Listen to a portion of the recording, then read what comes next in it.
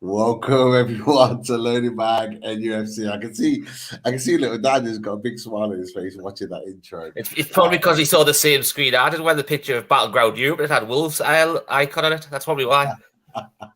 I'm sure we'll get into that. I can see Dan's mind just going. The cogs are turning. Be interested to get his thoughts on all things Wolves and Battleground Europe actually. That's for sure. But welcome everyone. Away Days is back.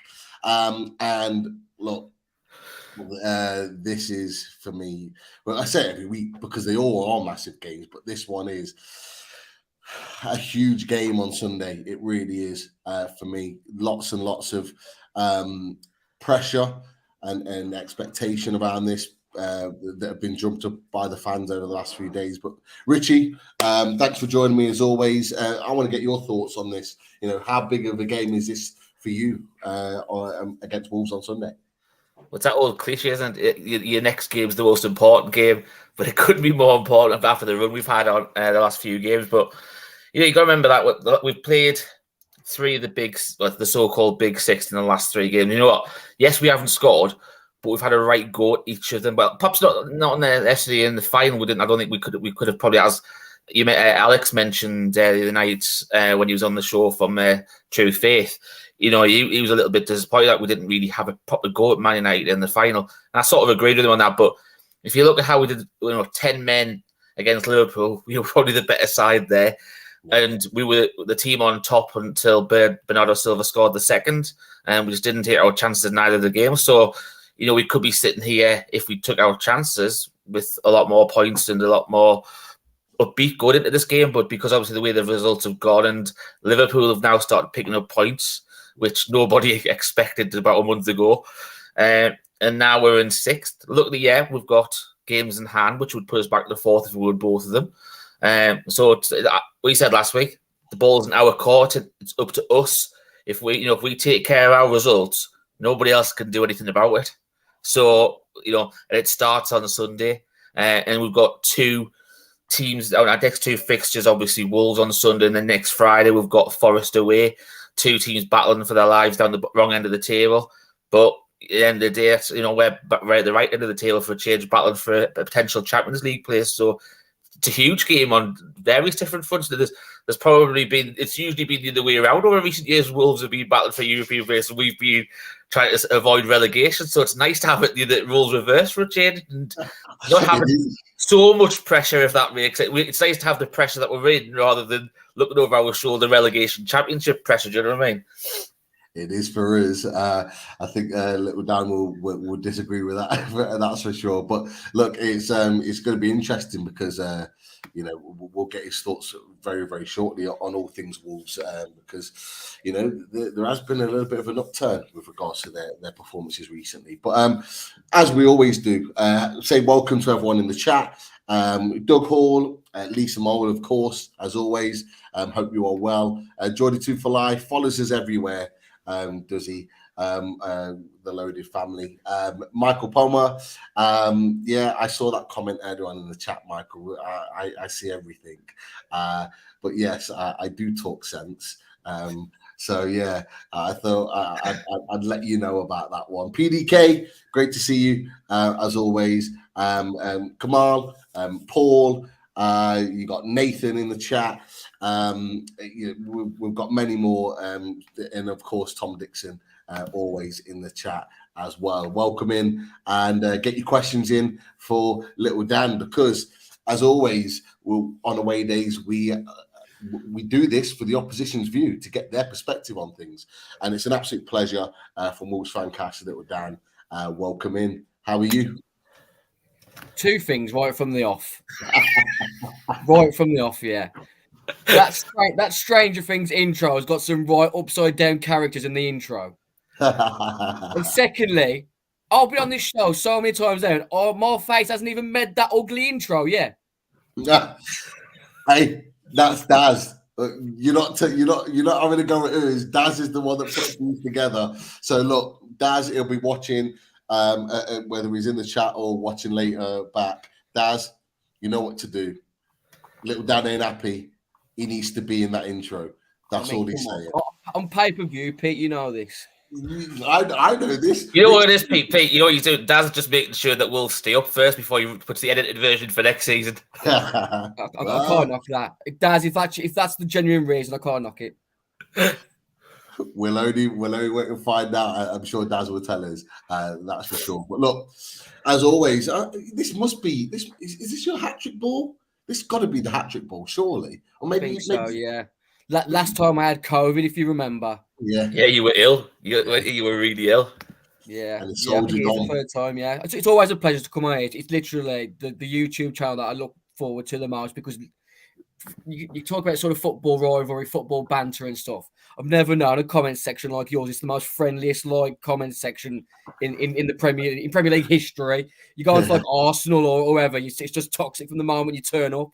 But I love coming on this channel. Thanks for having me again. I've got to say, Dan, you've got the welcome messages are coming through already. Like, welcome, Dan. PDK, love this guy. Welcome, little Dan.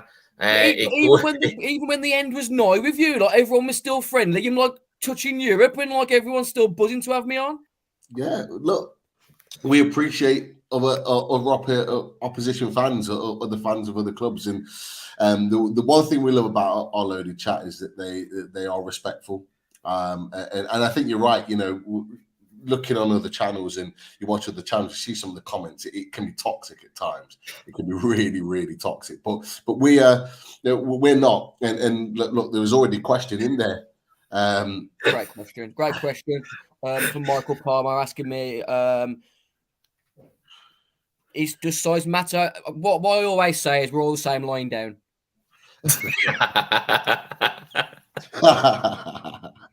Love it.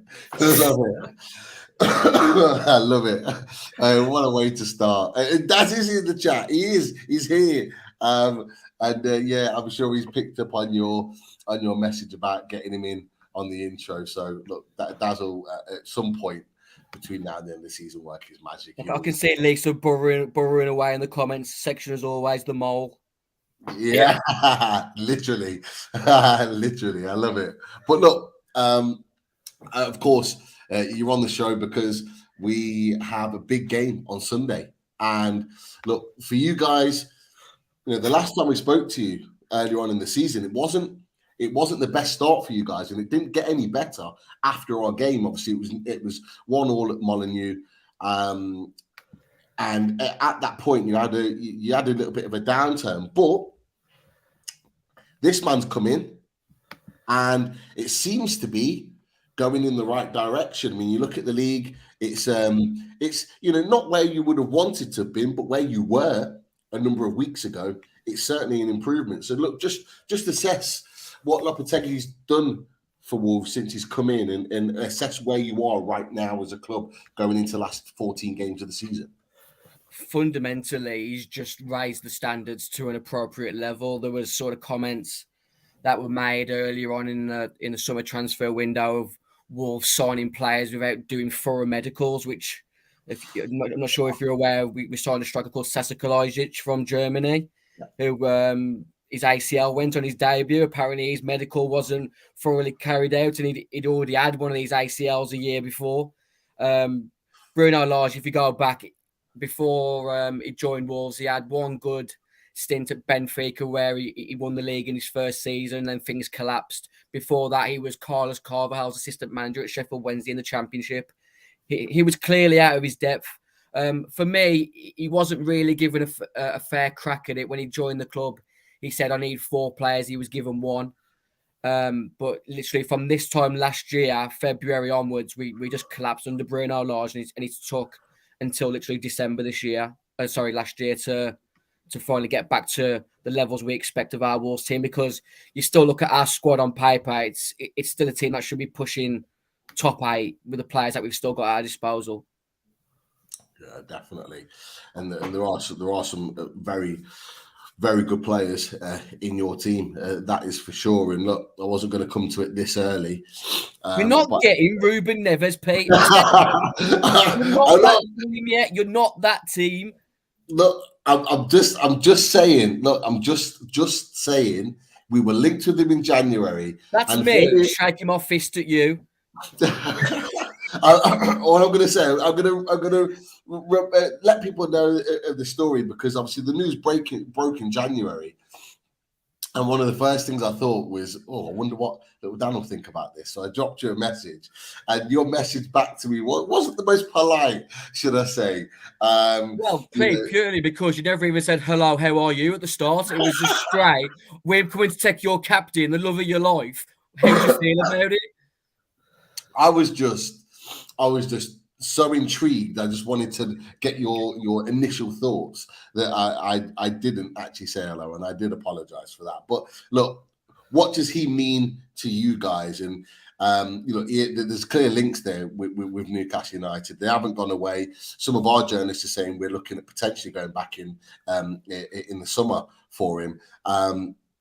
Where does he stand with you? Obviously, he's the captain at this moment in time.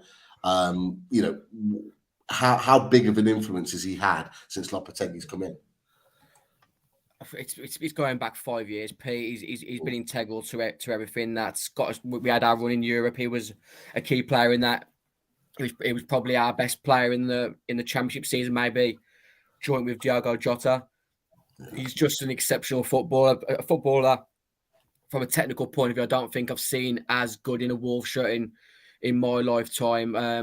João Moutinho is probably the best player I've ever seen in a Wolves shirt, João Moutinho. But Ruben Neves, with maybe another sort of couple of years legacy behind him, probably exceeds Moutinho. They're both exceptional players. Players I never thought would even sort of grace Molineux. It's Ruben Neves. I'm still unsure of how good a captain he is. I think he's one of those players that leads by example on the pitch, but I'm not sure how good of a character he is in and around the dressing room. He's still only sort of mid-20s, I believe. So he's still got a massive career ahead of him. But the thing with me, I think I might have said this to you before, Pete, is that we all love Ruben Neves at Molineux to the point that nobody wants him to leave. But we can sort of tolerate that he needs to play Champions League football or at least minimum Europa League because he is that much of a talent. Yeah, definitely. I mean, honestly, how did you guys get him in the Championship? Like, I still remember that. That was, if I'm right in thinking, wasn't he like the record signing in the Championship of like 20 million when you actually bought him, Ruben Neves? It was crazy. Like what you guys were able to do at that point, and he's just gone on leaps and bounds. And like Rich, I want to get your thoughts on Ruben Neves, because it feels like he's been around for years. It feels like he's been around for like a decade, and he's still only 25, maybe nearly 26. To be fair, he looks a lot older than 25 as well, though. Yeah, he does. Is that the stress of playing for Wolves? Maybe? Yeah, it's probably the interviews he has to do with little dad on a weekly basis as well, or something like that. I wish we could get him on our channel. I would pay good money to get Ruben on our channel just to tell him how much he means to the fan base. Like I said, he's been huge for me without going into too much detail. Football for everyone's mental health is massive, isn't it? And there's been times I've had seriously low moments, losses with family, and he's the player who's always turned up with the next winning goal. He's been huge for me. Definitely, and it can't be underestimated.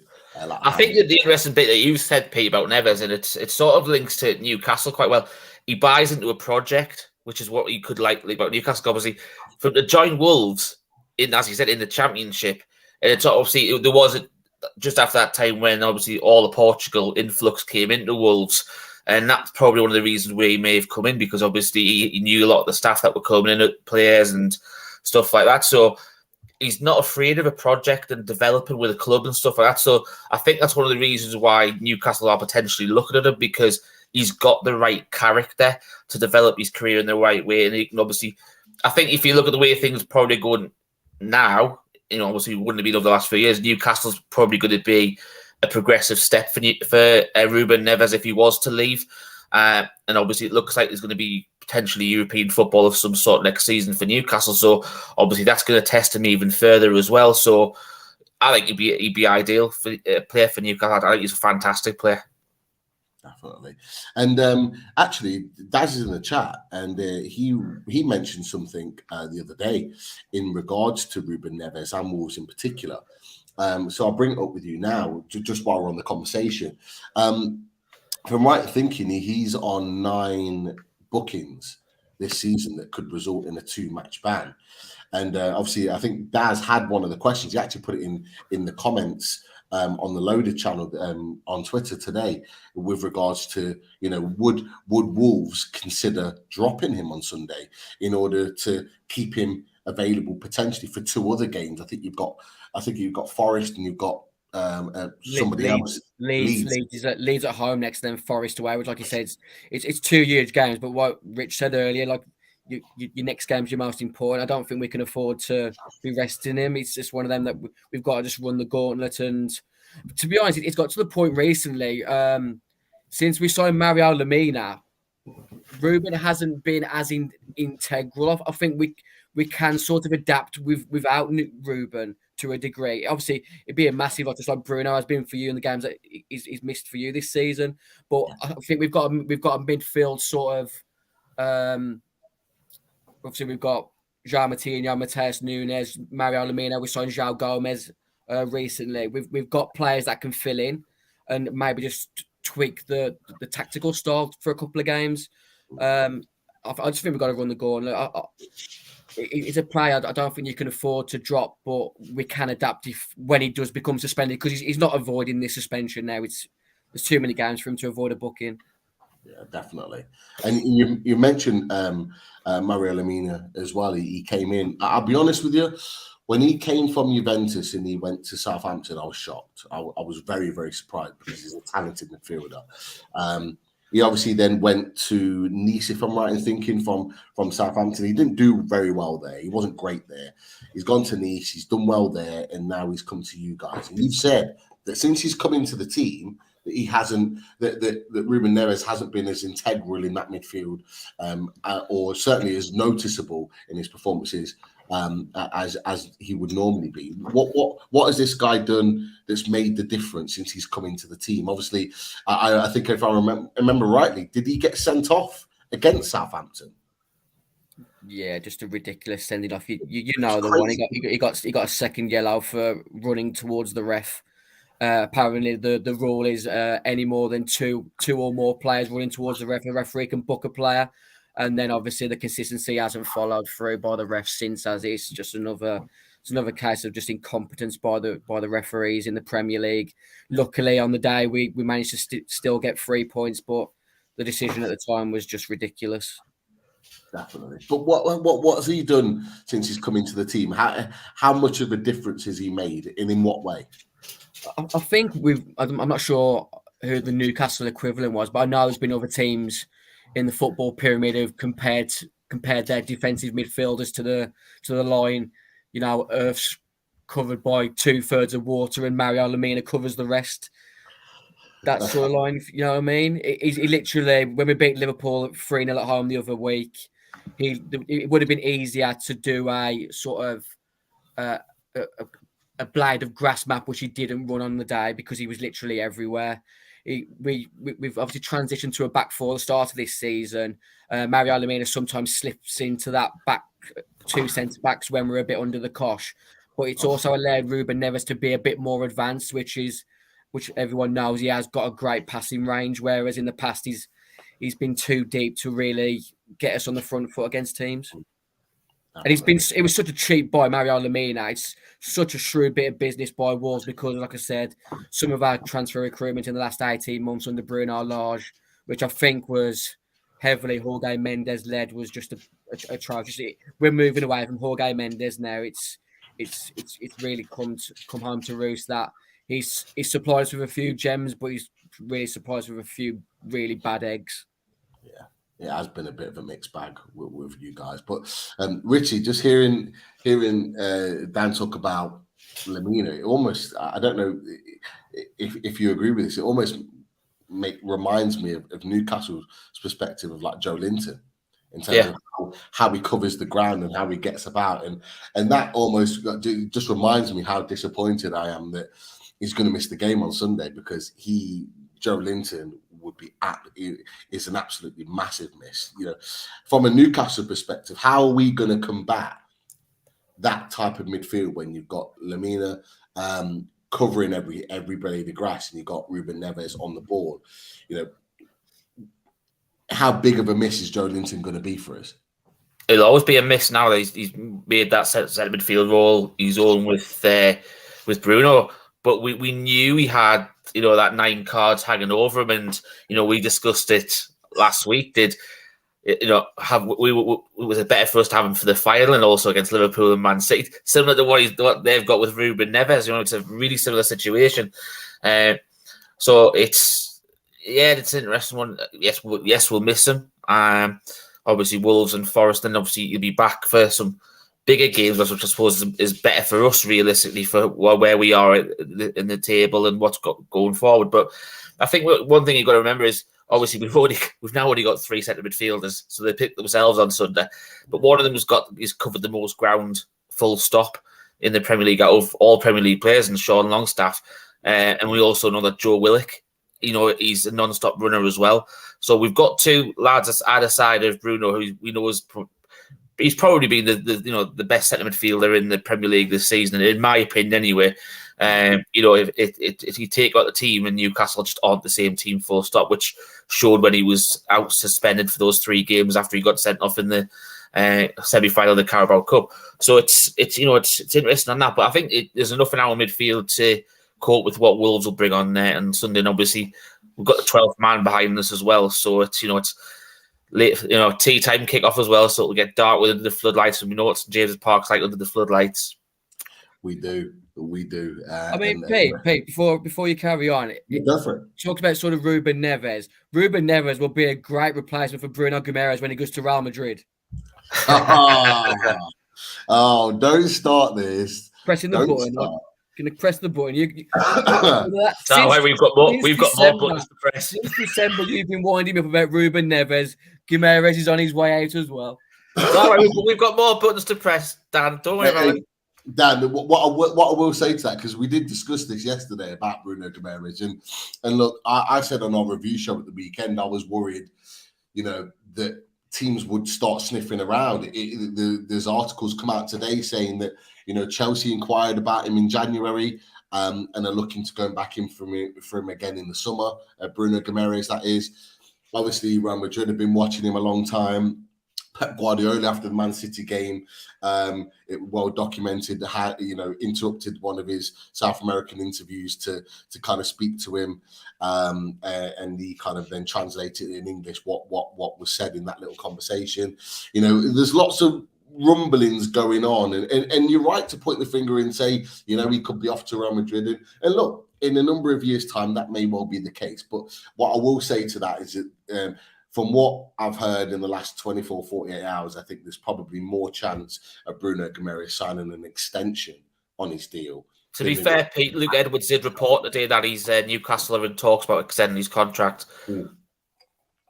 Yeah, exactly that. And I think, our question at the weekend, Richie, was, how quickly will Newcastle get that new contract signed and sealed and delivered? And it seems like this week they're working on it, and I wouldn't be surprised that very soon it happens. But obviously, from the outside in, your opinions on Bruno Guimaraes, Dan. How good is he from an opposition's point of view, from what you've seen this season of Newcastle? You clearly talk about him, and he is a good player, but how good do you think he could potentially be? I mean, he's been a great upgrade on John Joe Shelby, hasn't he? I mean, we're taking the piss sort of thing. It's surely great for a Newcastle fan to see your players being linked with Real Madrid compared to some of the players that you've had in recent years that probably would have been linked to sort of, I don't know, Real Zaragoza on loan or something, then Real Madrid. He's talented. He's an all-round midfielder, isn't he? You look at his stats, the games that you've won with and without him. He's clear. He's massive to the way that you play. I'm not sure what his character like compared to sort of Ruben Neves. The reason why I don't think Ruben Neves will end up at Newcastle is I don't think he's money oriented. I do believe there will be a Champions League side that comes in for him in the summer. I don't think Wolves will stand in his way this summer if a half decent bid comes in for him. I don't think it's going to take sort of 40, 50 million. I think we might get sort of 30, 35 million pound for Ruben Neves. Really? He's only got 1 year left on his contract. He was supposed to have left last summer. He was in tears in front of our main stand at the last home game last season because everyone was of the impression that he was leaving. Barcelona have been heavily linked to him. Man United have been linked to him for a while. Obviously, Newcastle have been linked to him. I think it all depends on whether you guys can nick top four. I think if you nick top four, it'd be a no-brainer for him to join you guys if you were to put an actual bid in. But I think I'm just going to fall short this year. I'm sorry. No. There was a question came in before. Sorry, Pete. Just to worry about Neves and possibly not going to Newcastle. There was a question came in before, and it literally was, where do you think Ruben Neves will end up? If you obviously don't think he possibly go to Newcastle. Yeah, I mean, it seems like he's been trying to. Jorge Mendes has been trying to orchestrate a move for him to go to Barcelona. Apparently, sort of, is it Juan Laporta or whoever's sort of running Barcelona wants to bring Ruben Neves there, but Xavi's not overly keen on Ruben Neves. Apparently, he wants Illaramendi from. Can't think Sociedad. Yeah, I was going to say Real Zaragoza again, but yeah, Real Sociedad. Zaragoza's on the green. Yeah, I mean, ideally for me, would just join someone outside the Premier League. Obviously, I wasn't even joking, Pete. It would be heartbreaking to see him play for another team in the Premier League. Yeah, no, I understand that, and to be fair, you know, we've had players that have moved in the past that I think, from a Newcastle perspective, that we found very difficult. You know, playing for another team 9 times out of 10 because the score bastards when they come back. Exactly. Who are the examples of that, Pete? Well, for me, Andy Cole. Andy Cole was the one. Me and my brother were in bits that day. I didn't believe we would come back from school and heard the news, and I was a lot younger. My brother was older. We were just both in bits, but I just did not believe it. And then to see him not only score goals in the Man United shirt, but then the goal that he scored on his first game against us at Old Trafford after like a few minutes, it was just like, fuck, like it was heartbreaking to see that.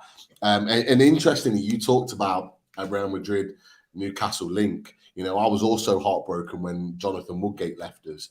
I always remember hearing the news that it had been confirmed. There was obviously rumbles going on, and obviously Jonathan Woodgate, he was only with us a short period of time, but even up until recently, I think Richie, you'll agree with this as well, because we've done our kind of like all-time Newcastle 11s and whatever. And Jonathan Woodgate, even for the short period he was at the club, is probably one of the best centre-backs that we've ever had at the club. Even for that short period, he was outstanding for us. And I genuinely believe that with him, long-term, without injuries, if he'd have stayed at Newcastle, I genuinely believe, one, we'd have had more of a title tilt, like further down the line, and equally, I genuinely believe this, and people will shoot me down for it, I genuinely believe that Jonathan Woodgate was better than both Rio Ferdinand and John Terry as a centre-back. I genuinely believe that, but I agree with Pete. We never got to see the quality that he had. He could play in this modern day football now. His ability on the ball was flawless. He was one of those in the Premier League that created being a ball playing centre back. Everyone talks about Rio Ferdinand being that guy. That's because he won multiple trophies, Premier Leagues, Champions League with Man United, and that everyone sees him as that ball playing centre back. But Jonathan Woodgate was the one that broke out before him and on a bigger scale. And I just think, yeah, I could talk all day about that, but that's just my. I think the point you've got to sum up what you're basically saying is Real Madrid never went after Ferdinand or John Terry. Yeah, and that's the thing, and like, look, I hope Bruno Guimaraes doesn't go there, but it's like Dan said, to have teams like that linked with your player shows how good a player that we've got, and we don't want to let those sort of players leave. It is kind of what I'm getting at. But look, like we've kind of gone off course there a little bit. But yeah, it's Jonathan Woodgate, David Ginola, Andy Cole. Les Ferdinand, there's Les loads. Ferdinand is another one. You could go on. I mean, he didn't go directly to another Premier League club, but Yohan Cabaye, when he came back and went to Palace, I'm like, really, Palace? You're coming back to England to play for Palace. Now, I'm saying that, and I know, Dan, that you have your disagreements with D on the back of that, so I'm not going to bring that up. But like, I was distraught at that because, under any other ownership, we'd have brought him back after PSG. We'd have brought him back to Newcastle, and he could have played there. And he still talks about us in such a positive light now. Yohan Cabaye was a special midfielder. Wolves tried to sign him before Newcastle, and our chairman wouldn't pay the money. I think he was linked to Yohan Cabaye and Demba Ba, and that both of those guys ended up at Newcastle. That was Mick McCarthy. Pretty much didn't really last much longer that season because he never got backed. Yeah, exactly. There you go. It's weird, like how so many teams were linked with the same players, and it all kind of falls in a certain direction. But look, we could go on about that all day. The one thing I do want to talk to you about is look, it looks like there are a hell of a lot of teams in a relegation battle. You are, and I've not got the bottom of the league for a reason.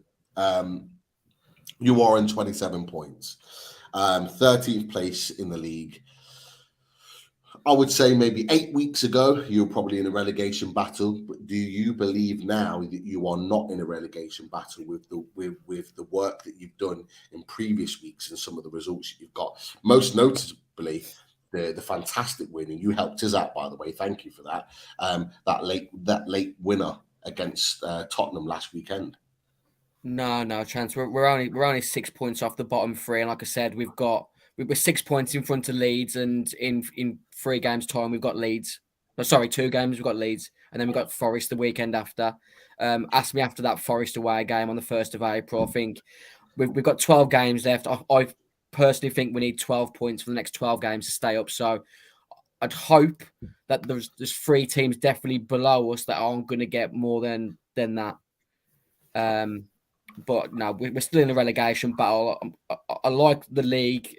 If you was offered me 13th now, I'd bite your hand off it, because I just think Lopetegui in the summer, if he gets backed, who knows where we could end up next season. We could be similar to you guys, where he's bottom at Christmas, and hopefully we're pushing back. I want to be back on that Battleground Europe episode. Look, it's in the works. It's in the works. Battleground Europe. I'm more than happy to have you on. I'm sure many others are. Look, let's face it. If Lawless is going to be coming on it, you can be coming on it as well. I keep saying Lawless needs to be on up a championship roundup because they're going down. Don't get him started on that. But look, we'll talk Battleground Europe. That's for sure. We'll try and work something out maybe over the international break coming up in a few weeks' time. But look, Richie, Little Dan doesn't think that he's in a relegation battle, or he does think he's in a relegation battle. Sorry, still. Do you think Wolves are in a relegation battle? I think mathematically they are, because if you look at from 12th to 20th, I think there's 6 points splitting them. Because there's so many points still available to play for, you have to really say that they are. I think Aston Villa up, you probably realistically safe. You 7-point gap between those. You look at Palace down. Palace aren't on a good run at the minute. Forest are hitting missy. Wolves, they've had a bit more of an upturn. They've got some favourable fixtures coming up after the Newcastle game as well against rivals around them, which, if they were to get 6 points off that puts them in 33 points. After that, you're looking at 28 games, 10 games to realistically get 9 points, the magic 40-point mark. So you realistically, yes, they're still in the battle now, but I would say that I think there's a lot. There's definitely 3 worse teams down. I think you've got to look at Southampton, Bournemouth, Everton are poor, Leeds, even West Ham. I think probably Forest as well. I think that it's going to be 3 of those. I think Palace and Wolves will be safe. When you've got people like, for Palace, you've got obviously Zaha, you've got Elise, Eze, you've got game changes in there.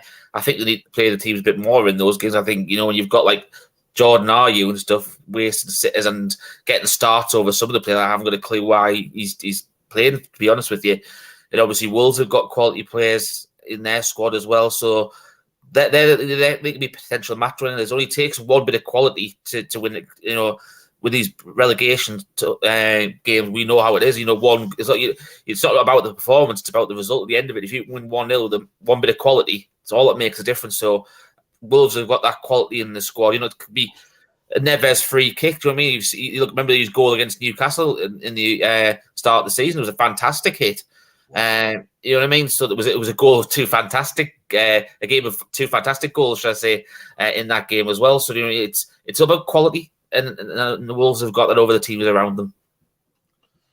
Okay, really good segue, Richie, into the next conversation. From your perspective, going into this game, who do you think are your standout players? The players that, you know, give us a few players that for people in the chat and people that are watching that we may need to look out for. We've obviously had the conversation about Ruben Neves. We know his quality, we know what he's about, but who else in there is someone that we need to be keeping an eye on?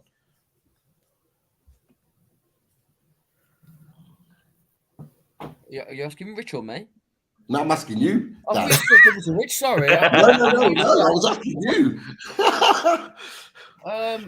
To be honest, from your perspective, who are your players at Wolves that we need to be watching out for on Sunday? Who do we need to be keeping an eye out for?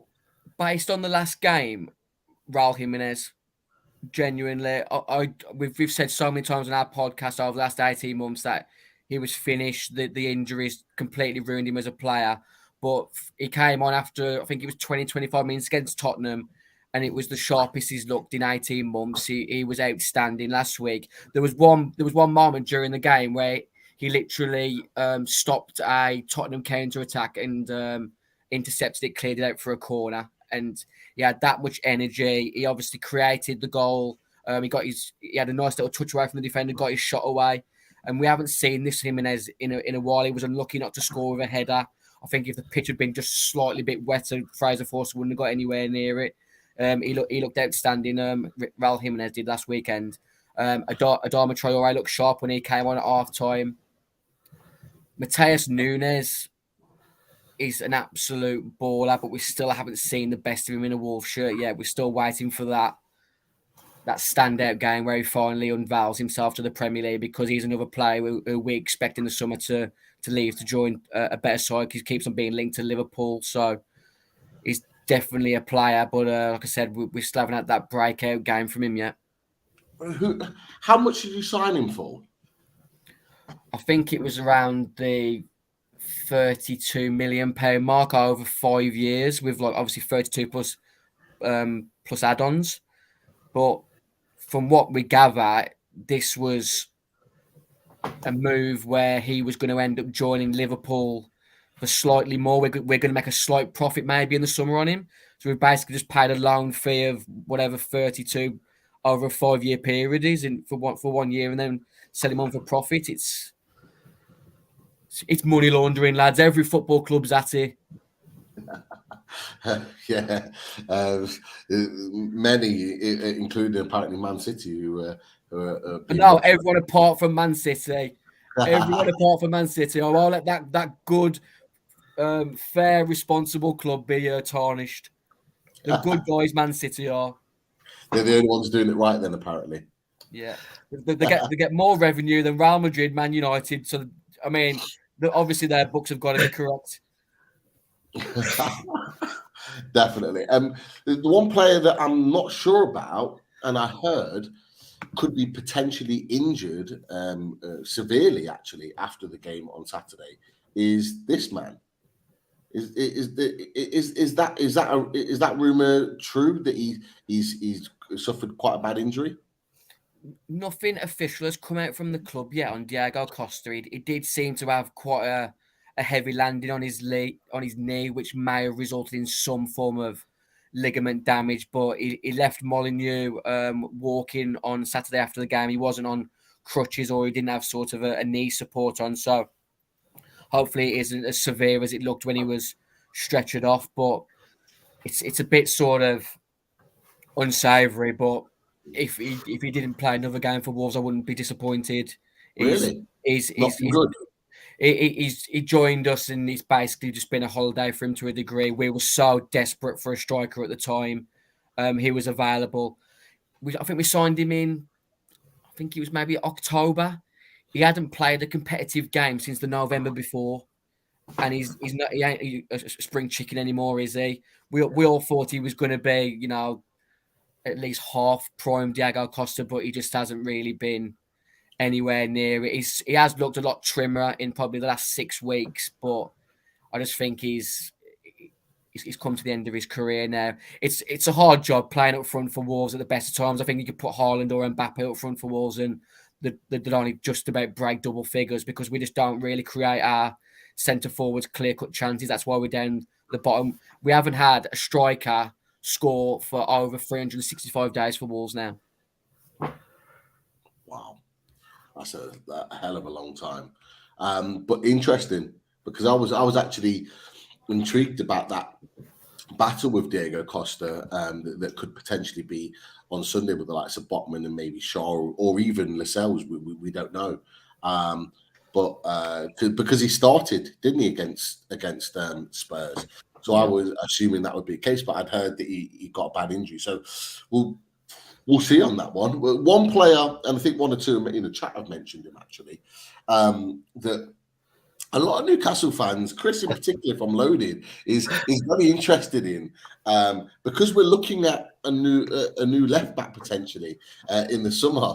And I'm sorry to come for another one of your players. I feel really bad. Press the button. Press the button. We feel like we're pressing the button constantly. Fine, isn't it? But Ait-Nouri is been kind of talked about as a real, prospect and a top player. I've noticed in the squad that he didn't come on a sub on Saturday. He was on the bench. He didn't come on. But how is he settled in at Wolves this season? How is he getting on for you guys? Is he a regular? Is he kind of playing a squad role, coming in here and there? Like, what is he, and how do you rate him as a player? Outstanding player, absolutely outstanding player. I genuinely thought he was going to go on to be France's main left back until he changed allegiances to Algeria before the World Cup. He's outstanding. He's one of the best left backs. He's still learning his craft. He's still a bit naive in some of his decision making. He does seem to be a bit aloof. There has been times where he hasn't looked like he's put in a proper warm up. There has been times, especially last season, where he couldn't complete 90 minutes without getting some form of cramp. He's still a bit raw, but he has got a special talent. I have made the unsavoury joke that he's the second best dribbler in the Premier League behind Harry Kane. He's such a talent, Pete. I've never seen. He's a great dribbler. There's some instances where I've said you put him in a phone box with another fullback and he gets out of it. He's that good at dribbling. His defensive work could be improved, but that'll come with age and experience, won't it? I think, like whoever said it in the comment section, he's a massive talent.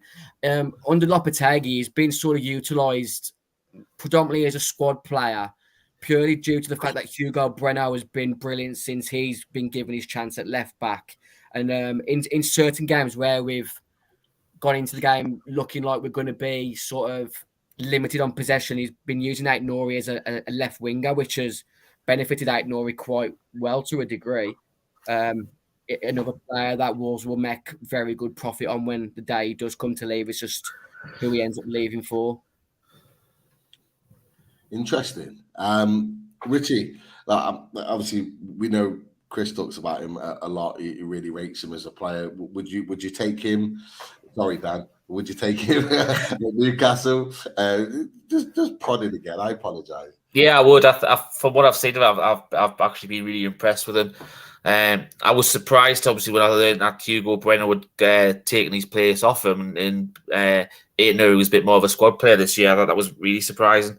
But that's what happens if someone else gets the shirt and makes it their own. That's what happens, isn't it? So it just proves that you've got two decent left backs at the club at the moment. So obviously one's going to be up for sale, and hopefully it's the one Newcastle could put a bid in, or someone else might do. But yeah, I think he'd be one of the three that are probably available in the Premier League. I'd be keeping an eye on going forward. He's, as Dan says, he's a similar sort of fullback to what Trippier is. He was fantastic going forward. The defensive side of things obviously will work on when he gets a bit more experience and gains some age. And we know what Eddie Howe's like, with developing young players. He's done wonders with some of the lads we've got in the club already.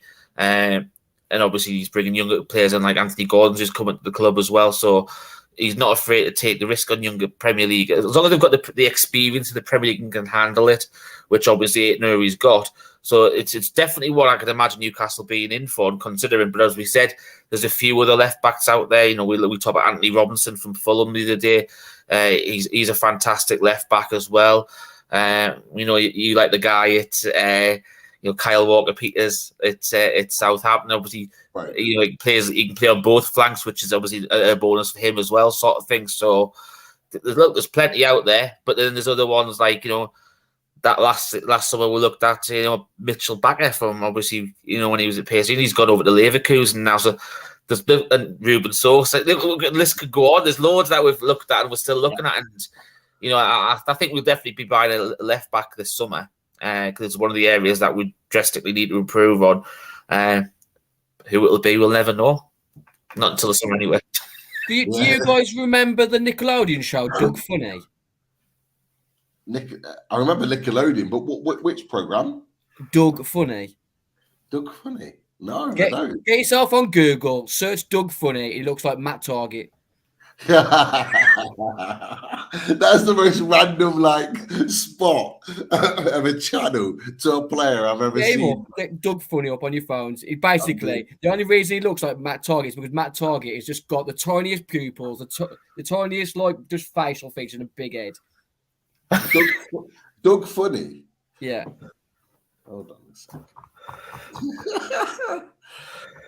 That's fantastic live podcast, this isn't it? Is it? Hold on a second. Is it this guy? That's Matt Target.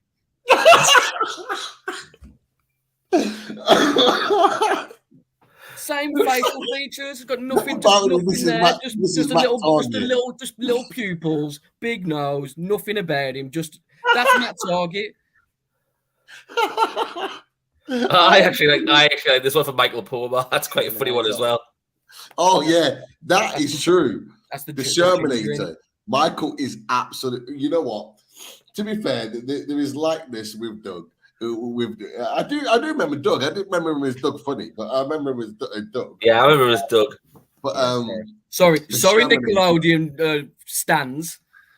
I was a Keaton and Kel fan. I've got to be honest. Loved a bit of Keaton and Kel. But no, the Shermanator. What a great shout! What are your best like for likes? Wolves and Newcastle players with characters, actors, whoever. Those two, Doug and the Shermanator, were two that I was not expecting to be saying on away days tonight. That's for sure. But get your bests in if you can think of them. Yeah, looks like a little gerbil. You're absolutely right. That is for sure. But get your other players in. There are many others. Yeah, what's his name? Flipping John Joe Shelby looks like flipping Voldemort, doesn't he? Yeah, that was it. He was known as Voldemort, and he played the part. To be fair, he embraced that a lot. So fair play to him. But look, I just want to say, over 100 watching tonight. Thank you very, very much for supporting the channel and supporting the show. Click that like button. Get your comments in, get your questions in for Little Dan and myself and Richie. And of course, click that subscribe button. We've had over 30 subscribers over the last few days. So thank you all for subscribing to Loaded Mag and NUFC and come and join the family where we're going to be talking all things Newcastle and Wolves certainly tonight. Just one player I wanted to touch on before we move on, because we've got a guest itching and waiting to get on. There is a player that I want to talk about that actually someone in the chat had put a comment on. I think you might have started it actually, Richie, and it's about Mr. Gomez. How has this boy done for you since he come in? He hasn't had a massive amount of minutes, but obviously scored the winner on his debut. Absolute fairy tale. He'd only scored once for Flamengo before joining. I think he played something like 81 times for Flamengo. Scored once. Scored on his debut for Wolves, with Wolves down to 10 men. The whole transfer saga was it was something I've never experienced at Wolves.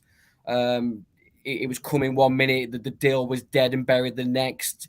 Leon had come out of nowhere, and Flamengo had basically rejected our bid, and Leon's bid had been accepted, but Joao Gomes pretty much forced the move to Wolves because he gave Wolves his word.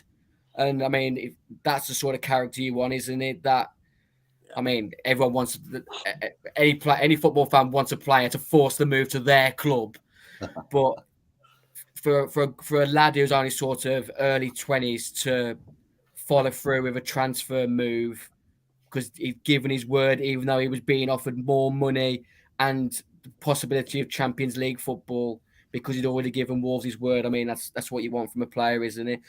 He's obviously been lined up to sort of take over from Neves or João Moutinho in the summer, and from what we've seen so far on the little snippets, he looks a handful of a player. So obviously got his first international call up for Brazil last week. So we're proud to have him at Wolves. Fair play. And look, if anyone's going to know about any South American players, it's Foxy. Foxy is our resident South American expert, and he knows so much about a lot of the young players and the potential that's coming out of South America. So it's great to have him as part of the channel and on the chat regularly. That's for sure. Welcome, Mark. The main man, Mark. Obviously, one of the loaded team is in the chat tonight. Thank you for joining us. Always happy to have you in the chat and get your questions in. I think he's already got a couple of questions in already. But look, we'll move forward. I just want to know from you before we move to our next segment, Dan. Who are the players that you're worried about from a Newcastle perspective? Who are you worried about that could potentially cause you problems on Sunday? I think the main one for me, and I think if you haven't got him in your fantasy team, it's a bit bonkers, really. I think it's just Kieran Trippier. I think the lad's delivery on set pieces is massive. I'm just absolutely buzzing that you ain't got Chris Wood anymore. I know you hated him, Pete, but that guy has ruined my evening so many times. The big fucking tree.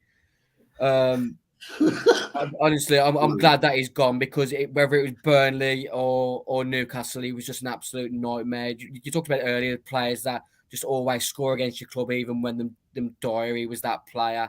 Alan St-Maximin's always a nightmare. I've said on our podcast, Alan St-Maximin and Adama, if a club could sort of get them two on both wings, you might not get great output, but the entertainment and them pair getting off your seat would be worth your season ticket at times. Definitely.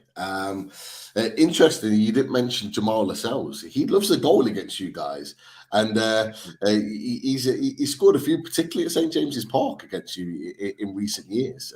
So I'm surprised you didn't say him. Yeah, he's not likely to start, is he? Is he? Well, be Botman and Share, is it? Well, you would expect so because Share didn't play last weekend because he suffered concussion during the cup final and he wasn't taken off. Me and Richie have had this conversation before about it, but he wasn't taken off. But it seems like he had a little bit of mild concussion, so he didn't play at the weekend against Man City. But he should be back for this weekend against you guys. But equally, and I don't think many Newcastle fans would disagree with this, is that Jamal Lascelles at the Etihad probably was man of the match. He had a really good game. He kept Erling Haaland very, very quiet. He dealt with his pace. He dealt with his strength really, really well. He just for a guy that's only played 2 Premier League games this season, one at Anfield and one at the Etihad, and done really well in both. Everyone's kind of gone, you know what, fair play to you. You've just come in and just done a job in both games. So there has been little murmurs of is Lascelles potentially someone that could start? He's one of our players that can cause problems. I don't know. Would you agree with that, Richie? He's one of our players that can genuinely cause problems from set pieces, aside from his defensive responsibility. Yeah, and to be fair, with the height that we've got in that team, there shouldn't just be him that's an aerial threat. Obviously, we don't know what the situation is with Dan Burn, but you look at him, 6'6". Yeah, you've got Sven Botman in there, 6'5". Even if Fab Shell comes in at 6'3", and I think that's the one concerning thing for me is you've got all that height in there. Obviously, Joe Linton's usually quite decent in the air as well. Obviously, he's missing because he's suspended, but there's quite some height in the Newcastle team, which it's surprising that we have our last set piece goal that we scored was Joe Linton away at Leicester on Boxing Day. Could that be down to the fact that obviously I know it's something that Dan touched on was Trippier's set pieces hasn't been fantastic recently. Probably since the turn of the year, it's been pretty average, and we've said is it because there's been no other set piece alternatives, which if Target potentially comes back in, which is something we'll talk about when we start thinking like predicting lineups. He was always a set piece threat as well, another option. Obviously, we lost John Joe Shelby. He was another set piece. So we've already realistically had one set piece taker all season. So, has he tried to do too much? Possibly, we don't know. But with that height in the Newcastle team, we should be doing a lot better than that. And if Lascelles was to come in, he surprisingly does really, really well with aerial duels. And as Johnny Toon for Live, Lascelles is probably the best header of a ball at the club. Yeah, there's a big play you just mentioned there, which I hadn't really sort of contemplated. But Dan Burn likely to be your left back on Sunday, is he? Because whenever he's come up against Adama Traore, Adama is running ragged. It's a great question. What do you think, Richie? We've talked about this already, and we think that Target will probably come back in on Sunday. Adama's running ragged as well. To be fair, there's probably a lot of left backs in the Premier League that Adama Traore will run ragged anyway. Not to the extent of those two. Genuinely. When Matt Target was at Villa, Matt Target ended up having to get substituted because he knew he was getting run ragged. Same with Dan Burn at Brighton. Dan Burn should have got sent off for Brighton the one game because he kept on just hacking away at Adama. Couldn't get anywhere near him. So that's going to be a big duel on Sunday. I think the other thing is you've got to think is we've still got plenty of pace on the team. So for me, if we've got Alan Saint-Maximin played on the left, which we hope we will be, that we can be better going forward. So we can obviously, yes, okay, you might have the pace on the break or that, but if we can keep hold of the possession, which we've been really good at, since Eddie Howe's been in charge this season, we're not a team that's like how we used to be, where we will be happy to give the other team the possession. We like having the ball now. We like to be in control of everything. So if we can do that, and obviously if we can press high, which we've been doing all season, there's a good chance that Adama Traore, if he's on the pitch, he could be standing there alone for the pretty much majority of the game. And even if he was to get the ball going forward, we've got some.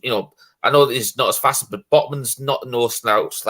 Joe Willock's got plenty of legs, and I think Eddie Howe, if ASM is played on the left, he'll make damn sure that he made aware of the attacking threat that Adama Traore will play in that game if he's going forward. So you potentially could double up on him. There's a couple of people that can help out, and we've seen off Dan Burn this year. Yes, he's struggled against some of the tricky, fast wingers, but he's done all right against them as well. If he was to be the one that plays as well, so it's just have to wait and see.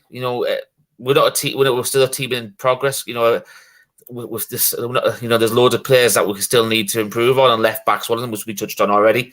I don't know what he'd be like against Ait-Nouri. If Ait-Nouri was playing for Newcastle, it might be a bit more interesting. He might know how to actually nullify the Adama Traore effect. But it'll be interesting and see what happens. Yeah, that duel along your left side, our right side will be key on Sunday. There's going to be key battles all over the field, but I think that particular wing will probably be the wing that decides the game on the day. Because obviously, Adama and Alan Saint-Maximin can be outstanding in one game, absolutely competition winner in the next. It all depends on obviously their fullbacks who are backing them, who can win that duel on the day. Yeah. No, you're right. And look, when we get to the tactics board in a second, we'll look at that in a little bit of detail. But of course, we always come to this point in the show where, as we start to look at the game, we need some stats.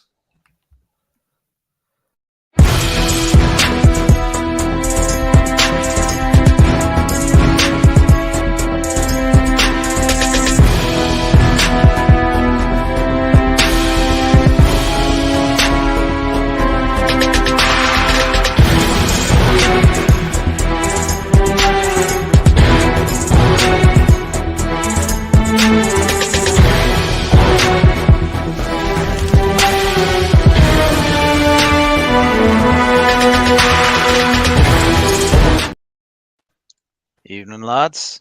Like magic, he appears. How you doing, Double O Stato, Keith? All good. Fence sitter. You've got many a name at the moment, but it's an absolute pleasure to have you on. Of course, Loading Mag away days. How are things with you, and what have you got for us this week? Yeah, everything's okay. Thank you very much, Michael Pomar. I think I might get that out. It's we're suffering probably the last of the winter, so I think I'll get that oversized hoodie out. It might keep us warm a bit, but I'm looking forward to Newcastle's game at the weekend, and I just want to see a change in form. So I've got a load of stats here for you, some head-to-heads, some stats on the players and the managers, and some general stats. Get ready to strap in with this because it'll be the usual up and down here, but I'll try and finish on a high for you. But surprisingly, the all-time record here for Newcastle, I've got a bit of a surprise here. 104 games with Wolves, and Wolves have got a slightly better record here. 42 wins for Wolves compared to 33 wins for Newcastle and 29 draws. Slight advantage there to Wolves. In the Premier League, Newcastle have only won 3 of 15 Premier League games against Wolves. 3 wins, 10 draws, and 2 defeats. It's the most drawn fixture, really, out of the lot, really, for Newcastle in terms of percentages. Newcastle have got a slightly better goal scoring record in this fixture in the Premier League. 20 goals compared to Wolves is 17. And Newcastle have got a slightly better defensive record. They've managed a clean sheet compared to Wolves, who haven't managed any clean sheets in this fixture. Jamal Lascelles, you've touched on there earlier, Pete. 2 goals for Newcastle in 7 fixtures that Newcastle have played Wolves in recent times. So he does like a goal, Jamal Lascelles, in this fixture. Callum Wilson, though, on the other hand, I know it's been spoken about a lot about his form since the World Cup and since coming back from Christmas. Not only does he just have the 1 goal in 14, but against Wolves, he's played more games, 8 games, and more minutes, 661, without scoring against Wolves than he has any other team. So he's got a bit of a drought there against Wolves as well. In terms of Wolves players, Daniel Podence and Ruben Neves, spoken about a bit earlier, are the top goal scorer for Wolves this season with 5 goals each. And Wolves' Raul Jimenez, as well, spoken about earlier. He's been involved in 3 goals in his past 3 Premier League games against Newcastle, a goal and 2 assists. But Jimenez, he hasn't scored a Premier League goal in 19 games in over a year. Goalkeepers, Nick Pope's got 12 in clean sheets in 24 for Newcastle, and Jose Sarr has 7 clean sheets for 26 games for Wolves this season. So quite well on the clean sheets there for Wolves as well. Yeah. Eddie Howe, his managerial record against Wolves, again, it has to be stressed that most of these were when he was Bournemouth manager. 8 games, he's won 3, drawn 2, and lost 3. And some general stats to round off. Newcastle's 1-0 win, home win against Wolves last season, ended a run of 5 home league games without a win against Wolves. And the last time that Newcastle have beaten Wolves in consecutive home games in the league was back in December 1977. So if Newcastle win back-to-back, they'll be making a bit of history there. Was you there, Rich? What, sorry? Was you at that game? Wolves? No, I wasn't. Pete, you were with Wolves, weren't you? Oh, this season? I was about 1977, Rich. No, 1977. Oh. Not even that old. I was born then, mate. Hey, what's going on here? There we go. We'll rectify that one there. That wasn't even me. That wasn't even me. His dad's in the background there. His dad's in the background there. Richie had enough. He had enough. I love it. Oh, brilliant. I was thinking, this season, I was there. I was watching the games. 1970. What the hell is going on? But anything to round off, or was that? Yeah, I've got a couple more just to round off there as well. Wolves have conceded exactly 1 goal in all of the last 9 meetings with Newcastle. So they've won 2, they've drawn 6, and they've lost 1 of their last 9 fixtures. Wolves have managed more wins in the last 7 Premier League games, with 4 wins, than they have in their previous 26 Premier League games, where they only managed 3 wins. So an upturn of form, certainly since Christmas and the new year for Wolves. And Wolves have scored the fewest number of goals in the Premier League this season, with 19 goals in 26 games. And that there is your stats for Newcastle Wolves. Top man. Keep rolling. It's been a while since I've heard that one, the old Limp Bizkit song. Yeah. Last time I heard it, The Undertaker was coming out as the American Badass. Any WWE fan will know that. But going back to the stats are there to be broken. And Wolves have had a decent record at Newcastle. They have in the years gone by. But look, let's hope that things will change. And it brings us nicely into talking about the game, because we've mentioned a little bit about players. Dan, you've talked about players that you think are going to be the ones that are going to make the difference for you. We've also talked about certain players that we think Newcastle could have on the pitch that could make the difference. But let's talk about it properly. Let's talk about it on the tactics board. So I've put the team out here. Here are the squads effectively potentially available for Sunday. We've got the Wolves team. I hope that's right, and the setup's right for you, Dan, in terms of how you think the team might well set up. And we've gone for the Newcastle team. But Dan, we always start with the opposition. Does that team look right for you? And equally, where do you think you'll win the battle? I think you've already talked about it in one sense already. Where do you think you'll win the battle on Sunday? Right. Let's make a few changes, Pete, because on sort of paper that you're right in the way you've laid it out, but Mario Lemina is more of a central pivot in defensive mid. Like I mentioned earlier, sometimes he does drop into the sort of back five as a sort of advanced sweeper type. That's pretty much it. Yeah, maybe swap Adama with Sarabia. Yeah. That's it. Obviously, it's key. We want Adama running at Matt Target all game, putting crosses into Jimenez. That's pretty much it. We want sort of Ruben Neves in a sort of free roll, just roaming across all the midfield, picking up passes from Lemina, who will obviously do all the donkey work for him, and then Mateus Nunes is another free roll in the sort of final third. Yeah. So where do you think you guys could win the game? You've talked about Traore. Do you think it's going to be down this right-hand side, trying to beat target, getting balls into the box? Is that going to be the way, or is it going to be the physical battle up here with Jimenez, or is it going to be a mixture of both?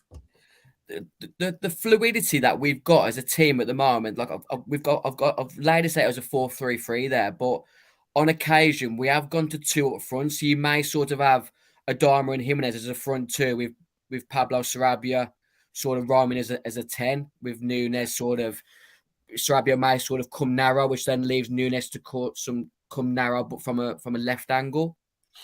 Okay. Mateus Nunes. From here. Yeah, that's it. So sometimes we break into a narrow 4-2-2-2. Interesting. Yeah, Interesting. That's Lopetegui's desire to keep us like fluid and interchanging has been key in recent games. Adama did predominantly play more narrow on Saturday against Tottenham, which was quite key to us penning their 5-man defence back because they were a bit reluctant to move their fullbacks forward due to Adama on the break. But he did score from a central position, didn't he? He scored from the middle, whereas you normally see him on this way here. So what you're saying sounds about right. But you've gone with Johnny on the left-hand side here, whereas Otto started against Tottenham. How come you've gone with Johnny? Come on, Pete. That is Johnny, Pete. What? Johnny. Sorry, my bad. I'll get rid of Otto. Yeah, my bad. Carry on. Yeah, the 3 left backs that we've had in recent months have been Hugo Bueno, Johnny Otto, and Ryan Ait-Nouri. Johnny Otto came in against Tottenham a bit out of nowhere, really. Hugo Bueno pulled his hamstring against Liverpool away in the week. Everyone thought Ait-Nouri was going to come straight in from the starting lineup, and Johnny's always been better for Wolves at left back, even though he's naturally right-footed. Yeah. So yeah, I've gone for the same back line that started against Tottenham because I thought, in general, they managed to marshal Tottenham's quite decent front three in Kane, Son, and Kulusevski. Don't fancy putting this guy on the show, potentially in the shop window? No. I mean, I wouldn't be disappointed if he started because he is my favourite left back at the club. But I just feel like Johnny's just got that more experienced now than what Ryan Ait-Nouri's got. Ryan Ait-Nouri, similar to Adama in certain games where they are better as impact players off the pitch as the game sort of gets a bit more stretched. Yeah, no, that's fair play, and it sounds about right, especially going away from home in terms of the way in which you'll set up. Richie, Keith, the Newcastle team. This is the team I think Newcastle and Eddie Howe will go for. A little bit of a change up there. Some players that have got a rest. We've got Almiron and we've got Byrne that I think and believe Eddie Howe will make a change with, and we've got Target back in on that left-hand side, not seen him in there for a while. And instead of Almiron, not because he's playing badly, but I think he just needs maybe a rest and a bit of time out of the team. He's been brilliant for his top goal scorer, 10 goals, but giving something a little bit different.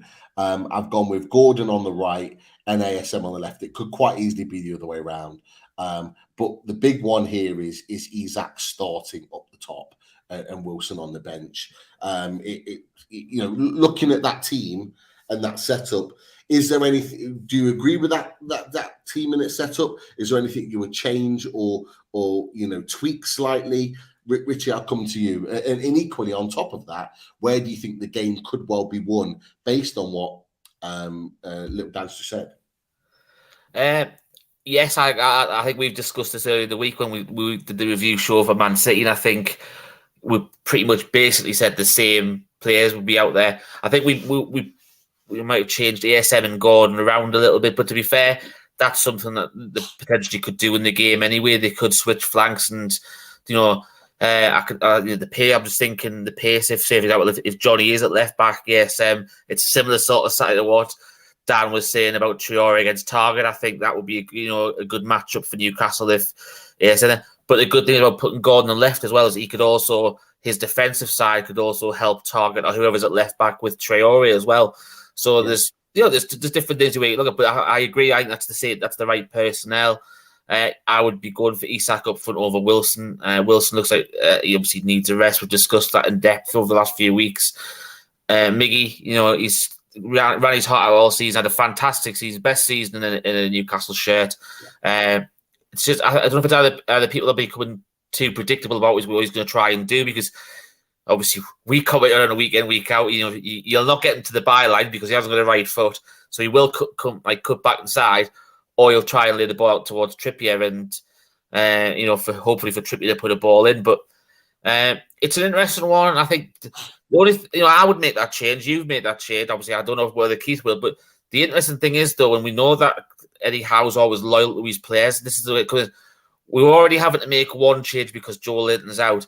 That's if you change the personnel to what we think it could be, Pete, that's 4 changes, and that's a lot for Eddie Howe to make in one game. So even because the Joe Linton one's a forced change, he might decide, obviously, when Shark coming back in as well, there'll be 5 changes from last week. So it's a lot, really. Do you know what I mean? So it's whether he's prepared to do that and take the chance, but it definitely needs to be freshened up a little bit. And we've got to give our record signing a run at some point, and you can't be loyal to Wilson for the rest of your career, because we said this last week.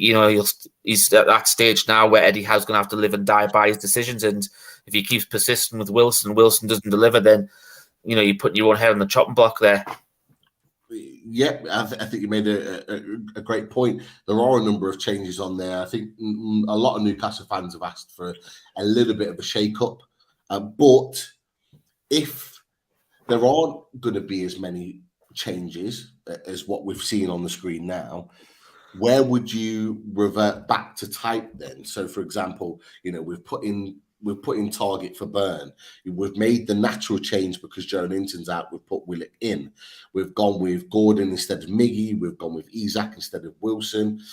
Forget the Shaw, because the Shaw may well be the natural change because he is a starting centre-back. But from those other changes, if you think that, and I'm inclined to agree with you, and I'm sure a lot of others will, that Eddie Howe will stick in a sense to the majority of his players staying in the team, who do you think he'll stick with out of those changes that I've already made on the screen? I think he may stick with Miggy still. Who do you think from in I think it would not surprise me if he starts with the same front 3 that's played against Man City. It wouldn't surprise me one bit. Miggy's got the best stats of the season. Miggy's got the best in front of goal, really, hasn't he, in terms of goals per game ratio? So I think I would more likely to stick with him. He's got the most confidence in if he was going to make the change. But with this one, it's a difficult one because, as Dan rightly said earlier, ASM's had real success against Wolves in the past. He's had a lot of success, including the goal in the last game, way back in August. He's given them some problems. Do you go with that? Do you remember that if you're Howe and think, right, we'll change it up and we'll include ASM in and we'll give Miggy a rest? I just feel that Howe doesn't generally tend to change his lineups that much. No. He tends to go with form. He goes with trust. He entrusts the players a lot. So 4 changes is quite a lot, I would think, for Howe from one game to the next.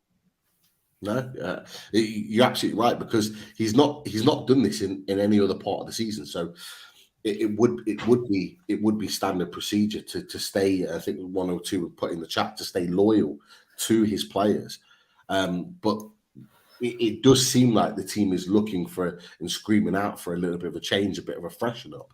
So you think potentially it could be the same front 3, Richie? Potentially, it wouldn't surprise me. Do you know what I mean? I'm the same as you. I believe we need change. We need freshness up there. Wilson's, 1 goal in 12 since the World Cup. It's not good enough, really, for the level of play. As we've discussed over the numerous weeks, it's not as though he hasn't been getting service or he's been having to try and create something out of nothing for himself. He's missed 4 or 5 gilt-edged chances for and I've got to say, an England centre forward. He's not just a Newcastle number 9. He's an England centre forward. The goals that he's missed, so the chances he's missed, there should be bread and butter to a striker of his caliber, really. And he might be going through a rough patch. For all we know, there could be something going off field that we don't know about. For all we know, he could be stressing over that bathroom or kitchen he's buying. For all we know, but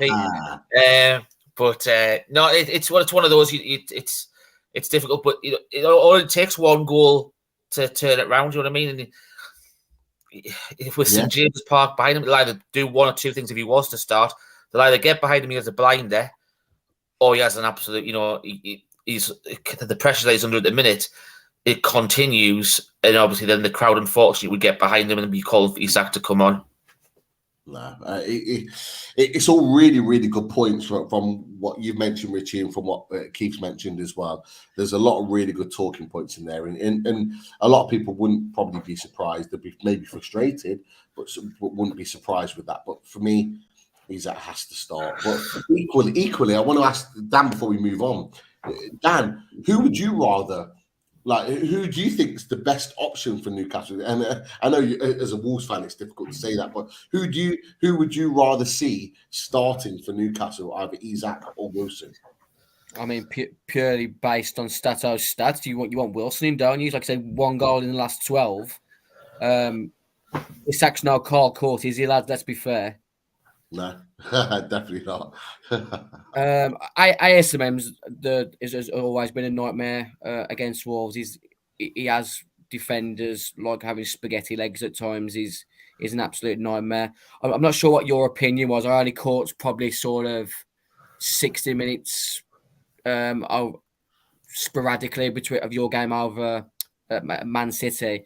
And I thought Anthony Gordon was really disappointing. There was a few times where he should have been considering to try and run at Kyle Walker, and he played it safe and ended up going backwards in areas where, as a winger, you want him running at a fullback. I know Kyle Walker's a fantastic fullback and he's got bundles of pace, but for a winger that you've just spent that amount of money on, you want him to at least have an attempt, don't you? Great points. Interesting perspective from the outside looking in. Boys, what do you think about that with regards to Gordon's performance against Man City? Go on, Keith. I'll let you go with this one, mate. Yeah, he's just you're quite right there. What you're saying, little Dan. You're expecting a bit more, really. He's still finding his way, isn't he? Certainly missed the cup final. Really, he's only had a handful of games yet for Newcastle, so he's just finding his way into the team, finding his identity in the team. I think really you've got to give him, I don't know, maybe he's a dozen games or so before you make a good assessment on him. And you've got to hope that obviously he'll get his chance here, he'll get a start here and maybe get on a run in the next few games, really. Hopefully it changes things for Newcastle, really. Certainly the top half of the pitch, they need the changes, really, for the better. Get more output. I don't want to shoot myself in the foot here, but I didn't particularly rate Anthony Gordon when he was at Everton. I thought he looked good in a bad side. So, I mean, I hope that doesn't come back to shoot me in the foot, but that's my opinion. I think if I'm Eddie Howe, I wouldn't even be contemplating starting Gordon over ASM. So there you go, lad. Money on Gordon, first goal scorer on Sunday. And that's it. And Callum Wilson to get the second because he's never scored against Wolves. Oh, I didn't know that. Oh, did you mention that? Keith? Mentioned obviously about the run there of about 8 games, certainly, and he has a little bonus for little Dan as well. And I was disappointed that in some way, not for the goals output, but obviously because he offered something else, that Chris Woods left Newcastle to go to Nottingham Forest. There, he had 8. He scored 6 goals against Wolves in 16 games, and he also had 3 assists. Felt like 60 goals in 6 games. Yeah, obviously one of those included the penalty against Wolves in the 1-0 win at St James's last season for Newcastle. So little Dan was pleased, obviously, that he left Newcastle before we play the return at St James's. It's all right. We've got Forest in a couple of weeks. That'll be interesting. Very interesting. And look, the games are coming thick and fast. That's for sure. But look, it's going to be really interesting, actually. Some of these matchups on the pitch on Sunday and how they come to fruition. Particularly looking at Adama Traore, looking at how Nunes maybe fits into things. Lemina, you've talked about him really positively. So from a Newcastle perspective, it would be interesting to see how these players play. And Semedo is very attacking right back, but can he deal with the attacking threat that we give the other side of things? I think at times he can be erratic. I don't know if you would agree with that, Dan, with his defending, Semedo, but he can give you a lot going forward. He does get forward and tries to get balls into the box. So from a Wolves perspective, there's a number of players that we're looking at quite closely. But look, Richie, Keith, we'll be looking at from a Newcastle perspective. We'll be looking for a reaction more than anything from players, and really looking to step up and take us to 3 points. So let's see how it all kind of unfolds. But before we get to predictions, I think there's a few questions in the chat for Dan, really, on a number of different things, Wolves related and just general with regards to football. 5'3", 6 inches, bald. You missed your vocation, you little Dan. You really. Part-time midget porn actor.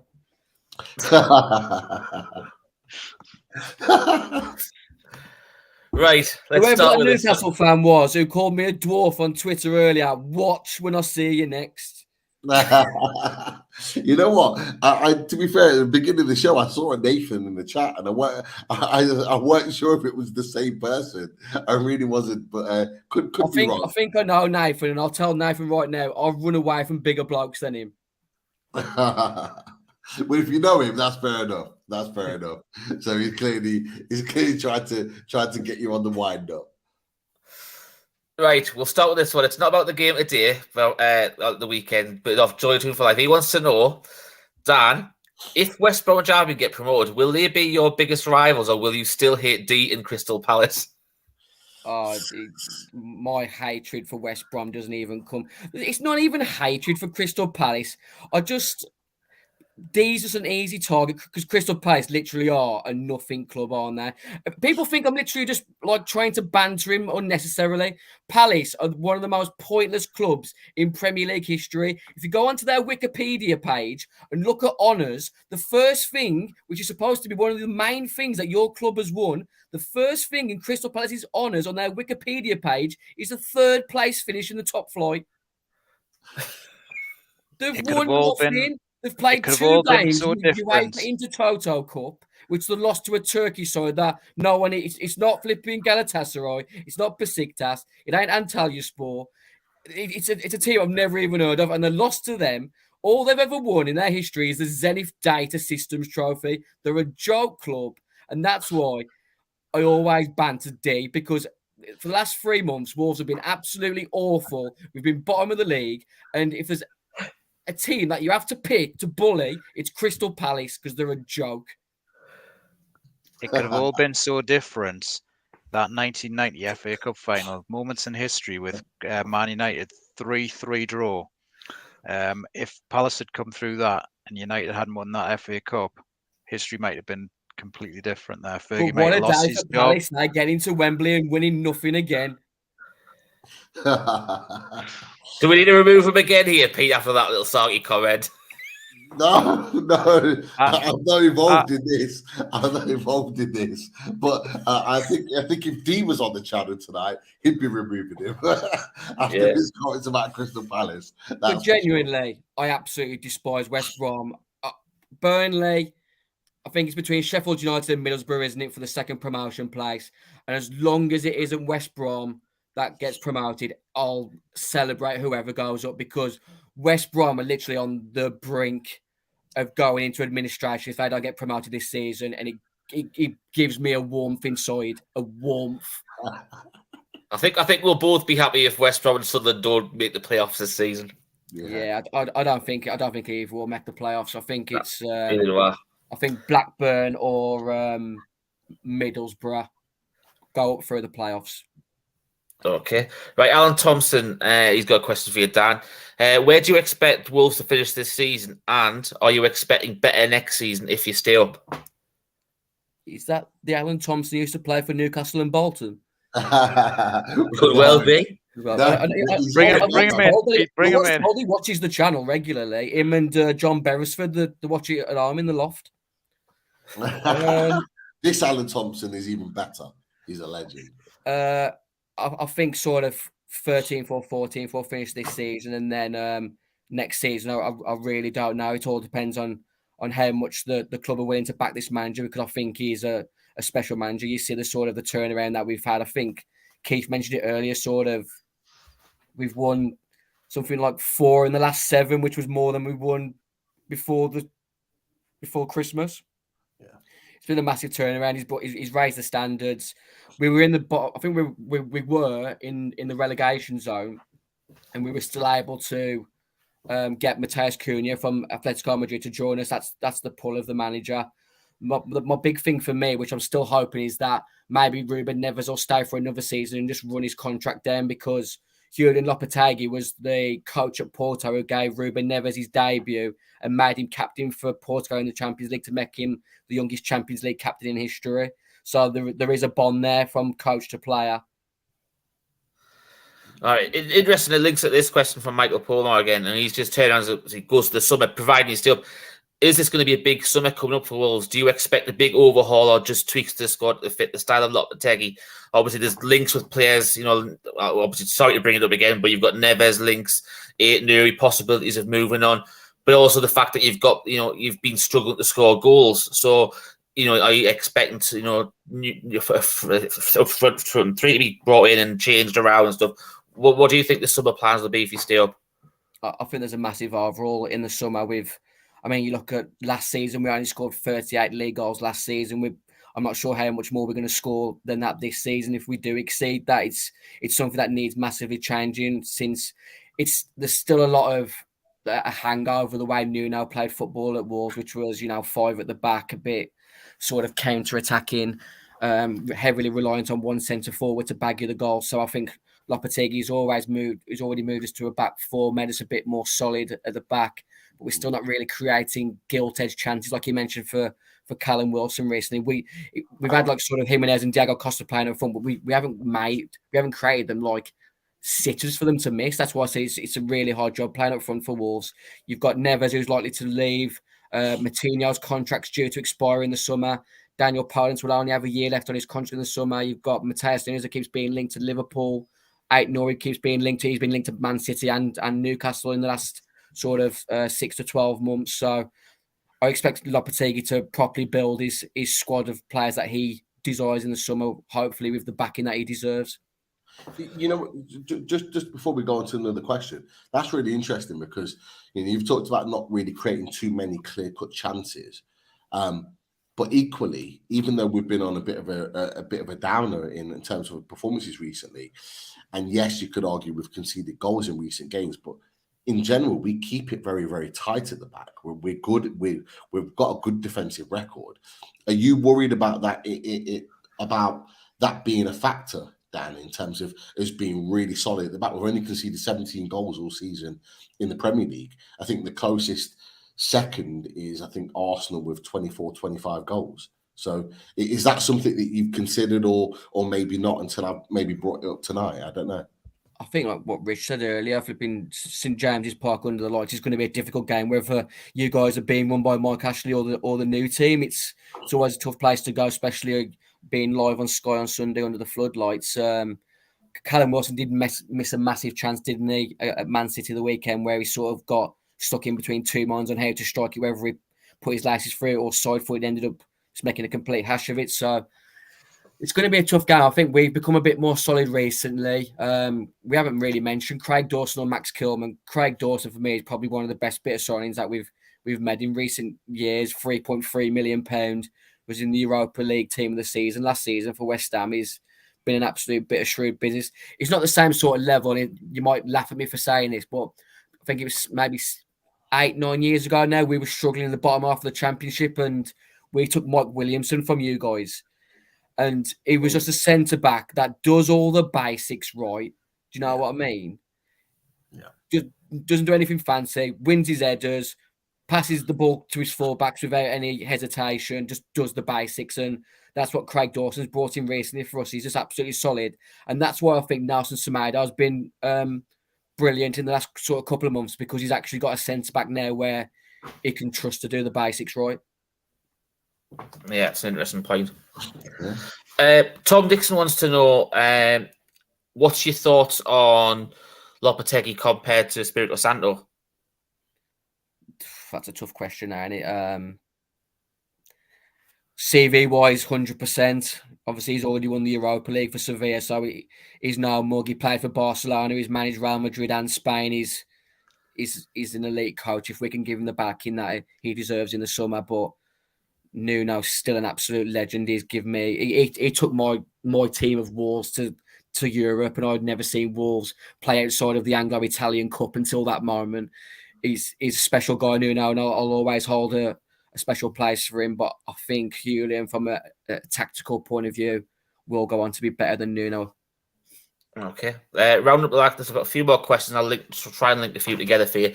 Dunnell has asked what's happened to Chan, because obviously he scored a couple of goals against Newcastle last year. Funnily enough, the last game of the Mike Ashley era. But he also, Daryl's put in as well while we're talking about players, is what do you make of Traore? He should really be a world-class player with his attributes. So what's your thoughts on Chan and Traore? Yeah, Chan, I think he got injured against Liverpool last month, tweaked his hamstring. He's always had minor little injuries. I've always set him back. That's never really been able to give him a good run of games because he does look talented. And I think Lopetegui did really like him when he first joined because he works hard. Obviously got 2 goals for you. 2 goals against you last season under Bruno Lage at Molineux. Just before the takeover. I mean, he even had an amazing assist for ASM at Molineux this season, didn't he? An absolute peach of a cross for ASM, Hwang Chan in that Molineux game this season. He did. In regards to Traore, like you said, physical attributes, he should be world class, but the reason why he's still at Wolves is because he's inconsistent. Okay. A few little fun ones here for you, Dan. So I'll tell you what, I'll link this one first. Dunnell's gone for who is Dan's favourite Wolves player from the past?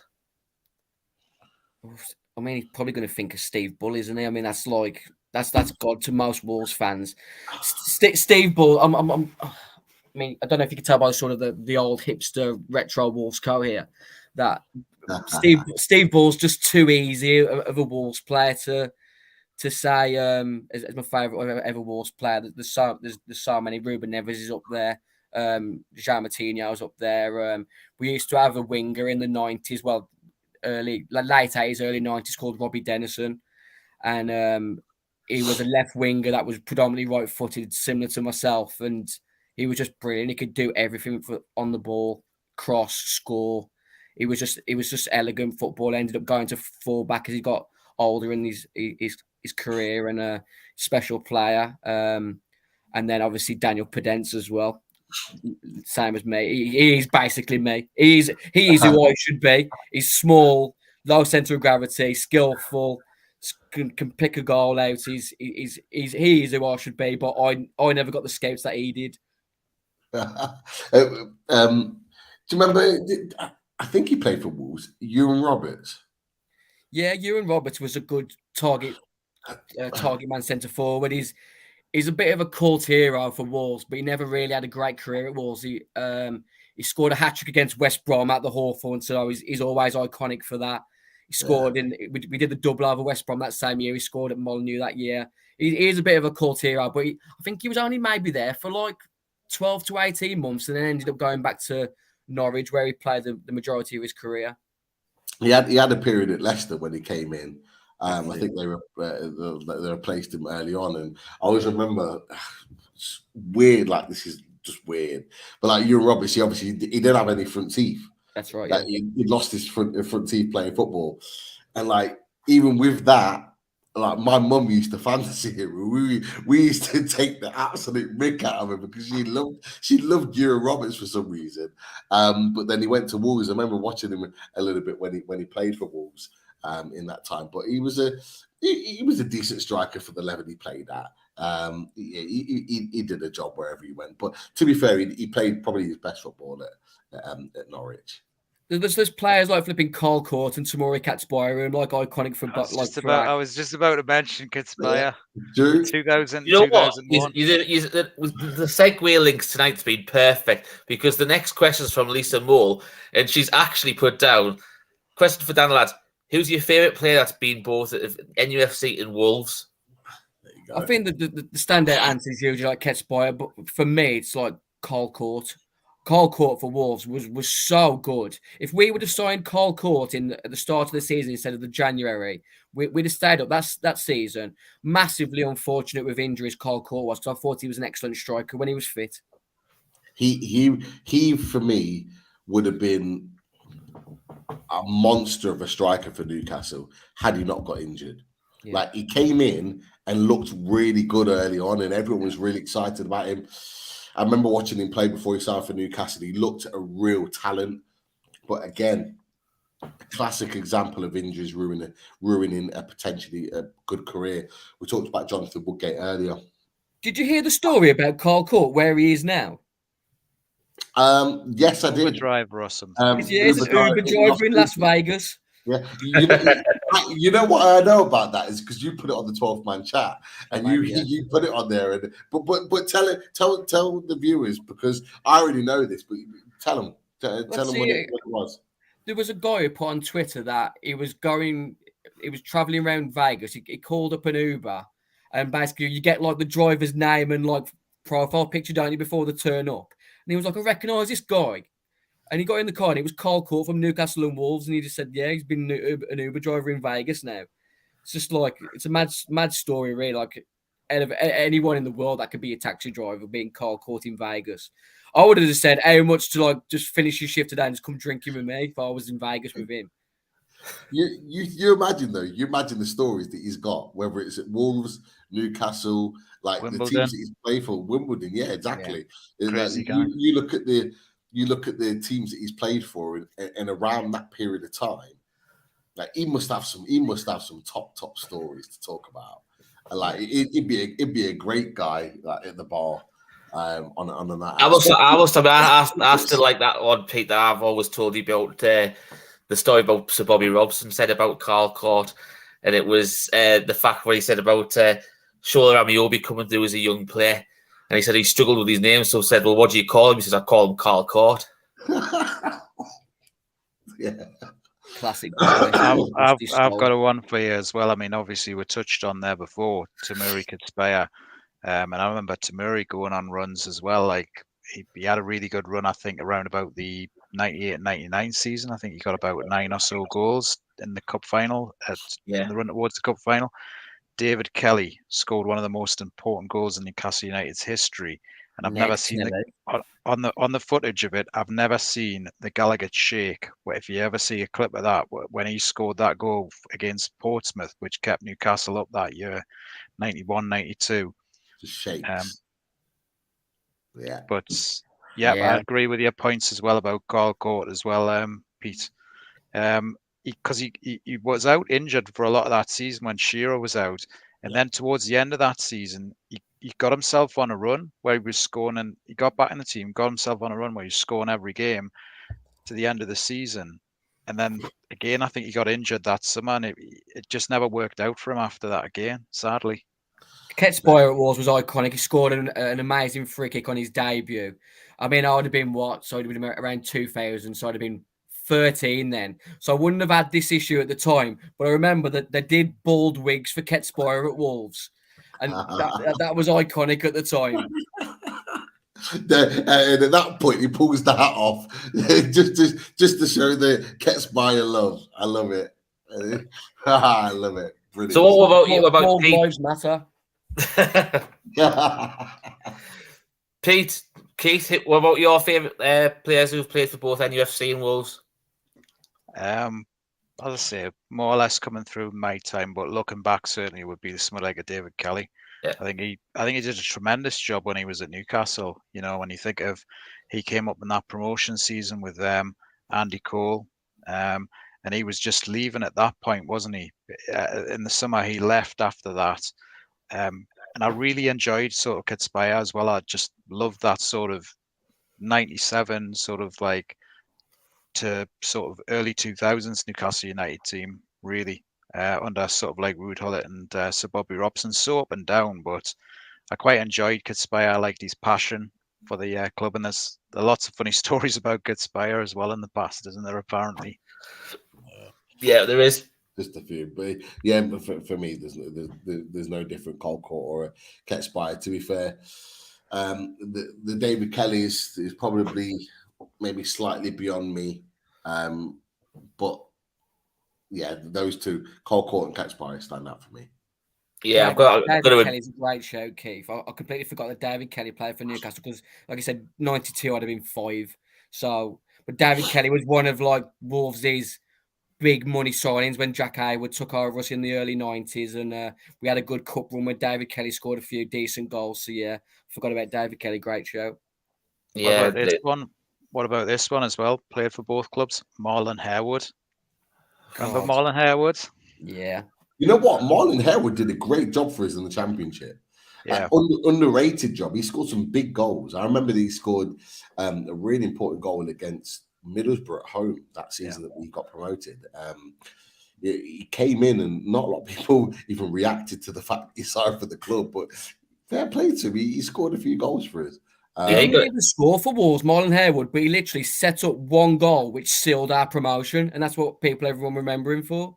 There you go. Creating moments. That's the key. You got to remember Sebastian Bassong as well. Wow. There's a name.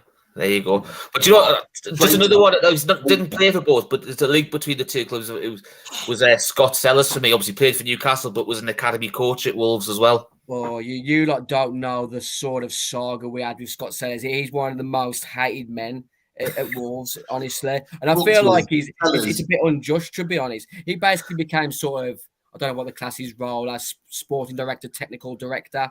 He was academy coach at Wolves. He wasn't even a good academy coach. And our chairman, we had one technical director left. We had our managing director left, and our chairman basically took on the two big roles. Scott Sellers got promoted from within, and Wolves fans blame Scott Sellers for a lot of our bad recruitment over the last 2-3 years. Right. Sort of. One more connection, Rich. Mark McGee, played for Newcastle, managed Wolves. And he was another nightmare manager for Wolves. What an arrogant linked up well as a player with Mickey Quinn.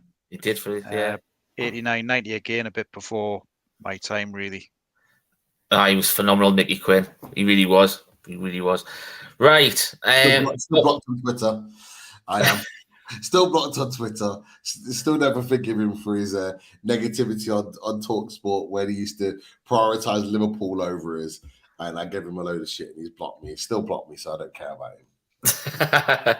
Right, obviously, rounding the show off now, so we're getting to prediction time. So there's a little bit of a twist on this question from Michael Palmer. He said, question for Dan. Would you take a draw from this one if we offered you one now, or do you think you can capitalise on our indifferent form at the minute? I mean, I've been saying for the last week that I think we can capitalise on your indifferent form. I mentioned it earlier. Or did I mention it earlier? I definitely mentioned it at work earlier, that I feel like Newcastle is similar to Wolves the first 2 seasons that we got promoted, that you've got a really good first 11, but after that, your depth is lacking a little bit. Obviously, Almiron's form has nosedived a bit in recent months. Callum Wilson's obviously struggling for goals. Isak hasn't really hit the ground running yet, has he? So I think it's a game that we can get a result on Sunday. But like I said, St James's Park, 4:30 under the floodlights. It ain't going to be an easy one by a long way. Yeah, fair play. There you go, Pete. Done, dusted. Great questions from everyone in the chat. Thank you very, very much for throwing them out there for all of us. And really do appreciate it.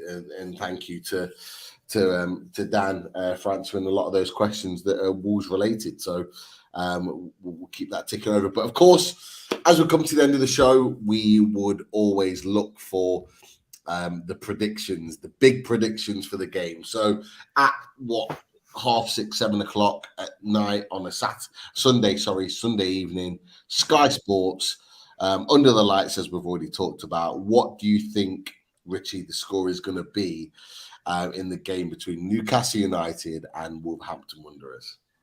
Well, I won't be sitting on the fence on this one. I do believe Newcastle will turn it around, the form. But as we've said before, yes, okay, the results haven't gone away, but we haven't been poor in those games. You know, we've taken the games to them, we've created chances, had some fantastic possession in those games as well. So I just think that, as you know, we've talked about already, the situation, the scenario on Sunday night under the lights, St James Park, 4:30. I think the crowd will really get behind them as well, because you know we're welcoming the squad back after the first time since the Carabao Cup final, so we'll be able to show the appreciation of the squad, you know, how we feel about them as well, because obviously it's the first time that they've really been in front of the Newcastle fans since then as well, so they'll be wondering how we, you know, what we think of them as well. So I'm sure that everyone will get behind this squad, and I think we'll be able to find the back of the net twice. I think we'll win 2-0 on Sunday.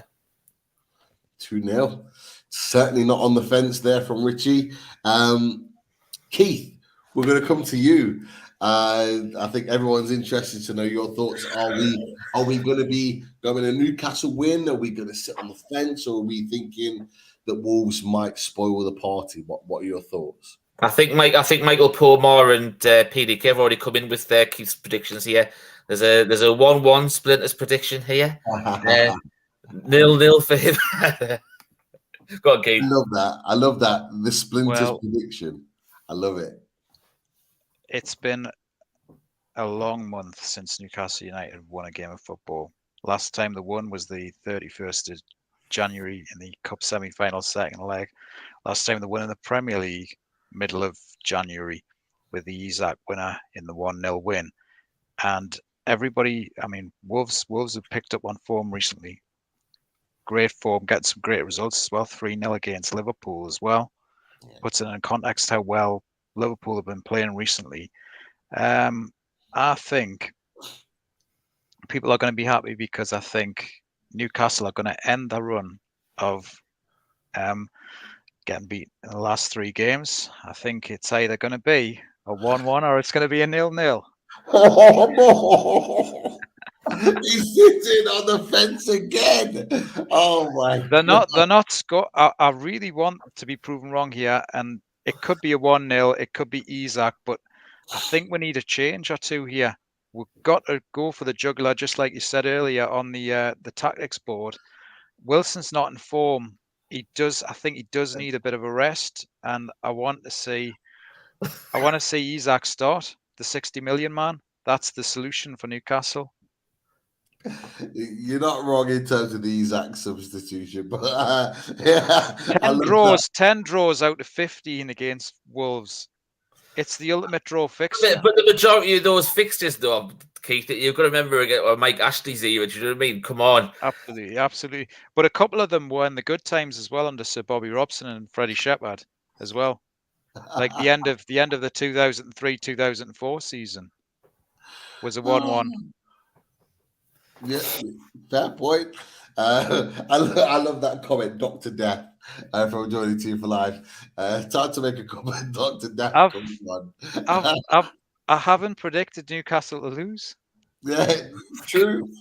I've predicted the losing streak to end. Newcastle will get a result. I love the technicalities that Keith brings out. No, little Dan, you wouldn't know, but Keith is the ultimate fence sitter. He's not a fence sitter. He's wedged on the fence. Well, that's Hadrian Wall up the road here in Northumberland. He's bolted to the fence. Little Dan, from a Wolves perspective, what do you think the result's going to be on Sunday evening? From your perspective. I'm struggling to how to play this, Pete, because I'm not sure if your viewers are aware, you're coming on my preview show tomorrow night at 6 p.m. and we're going to be having this same conversation. So I might say one result now and then say a different result on my channel, and then I'm just going to clip whatever I get right unless I get it completely wrong.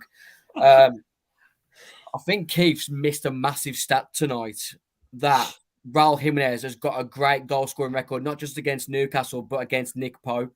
And I feel like he's going to break his goal drought this Sunday. And I'm going for 1-0 Wolves, Raul Jimenez. Oh,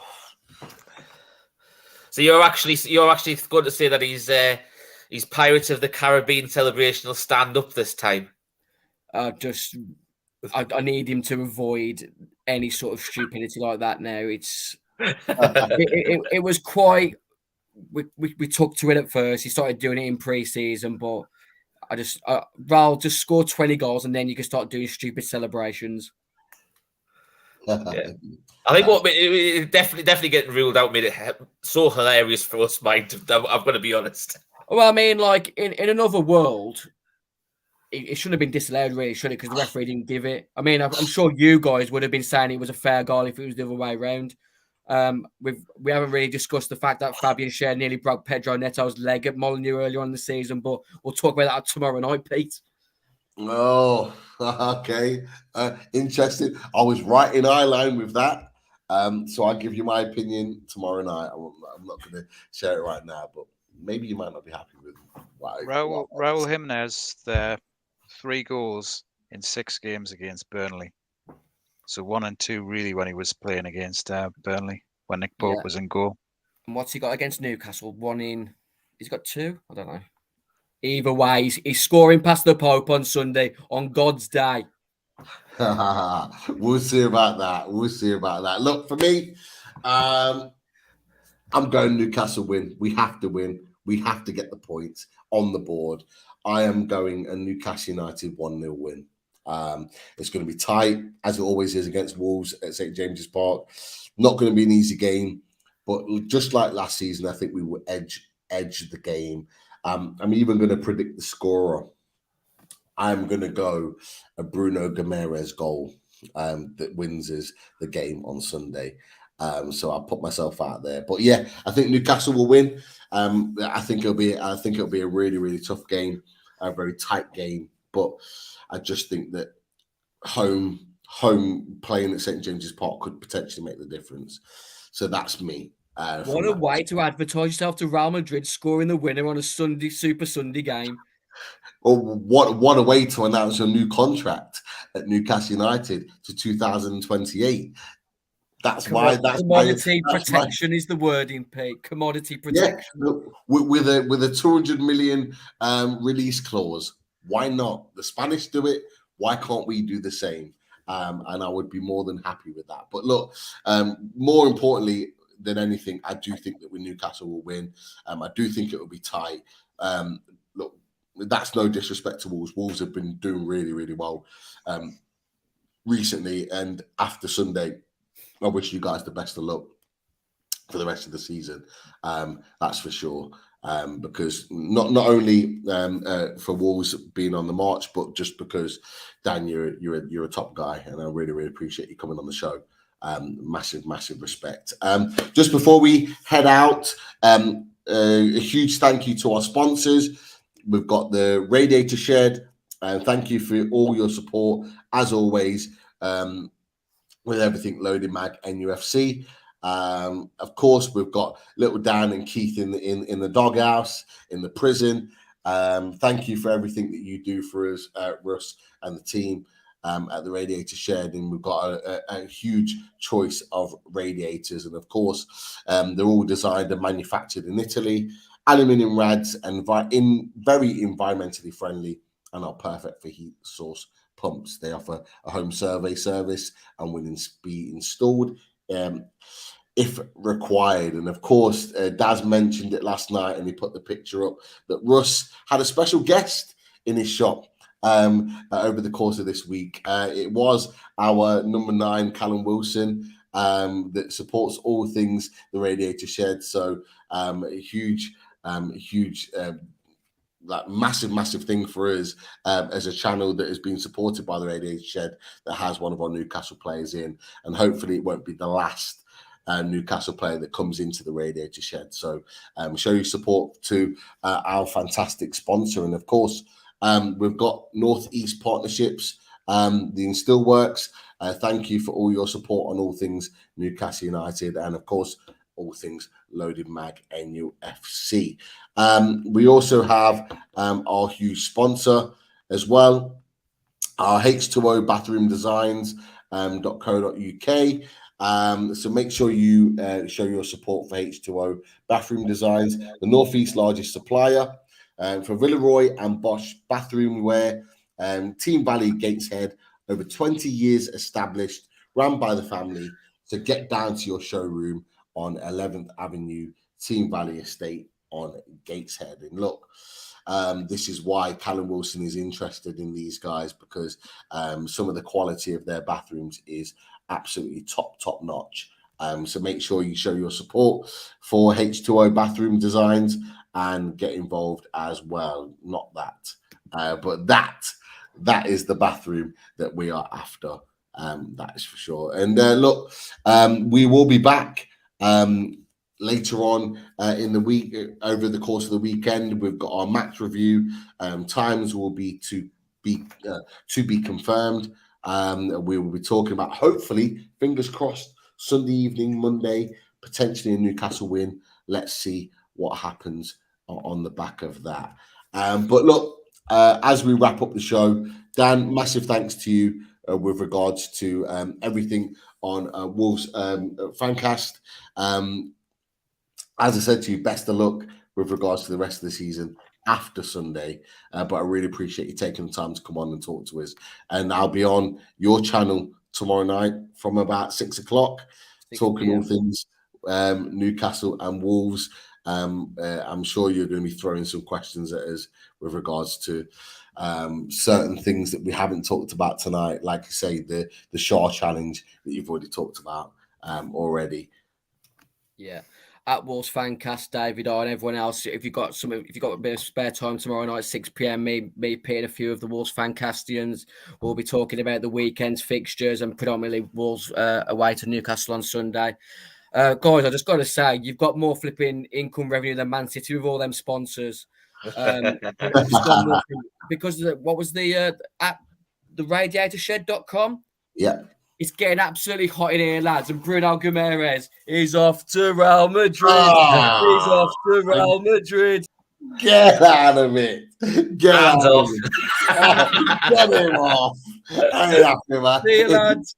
You had that plan. I know you had that plan. But look, Keith, thank you very much for your stats. Absolutely appreciate it. Amazing as ever. And of course, on the fence, as always, let's see if it comes to fruition. Would be anywhere else, but be on the fence is the best place to be. But for this week, I hope you are wrong. And I hope we get the 3 points. That's all I'm going to say. And I'm sure you would agree with that. Richie, absolutely top man. Thank you for joining us. Great on the questions, and of course, all things Newcastle United. Chatters, it's been a pleasure. Always a pleasure. Never ever a chore. And of course, we do love playing away. Guys. Good night. Cheers, Dan. See you guys.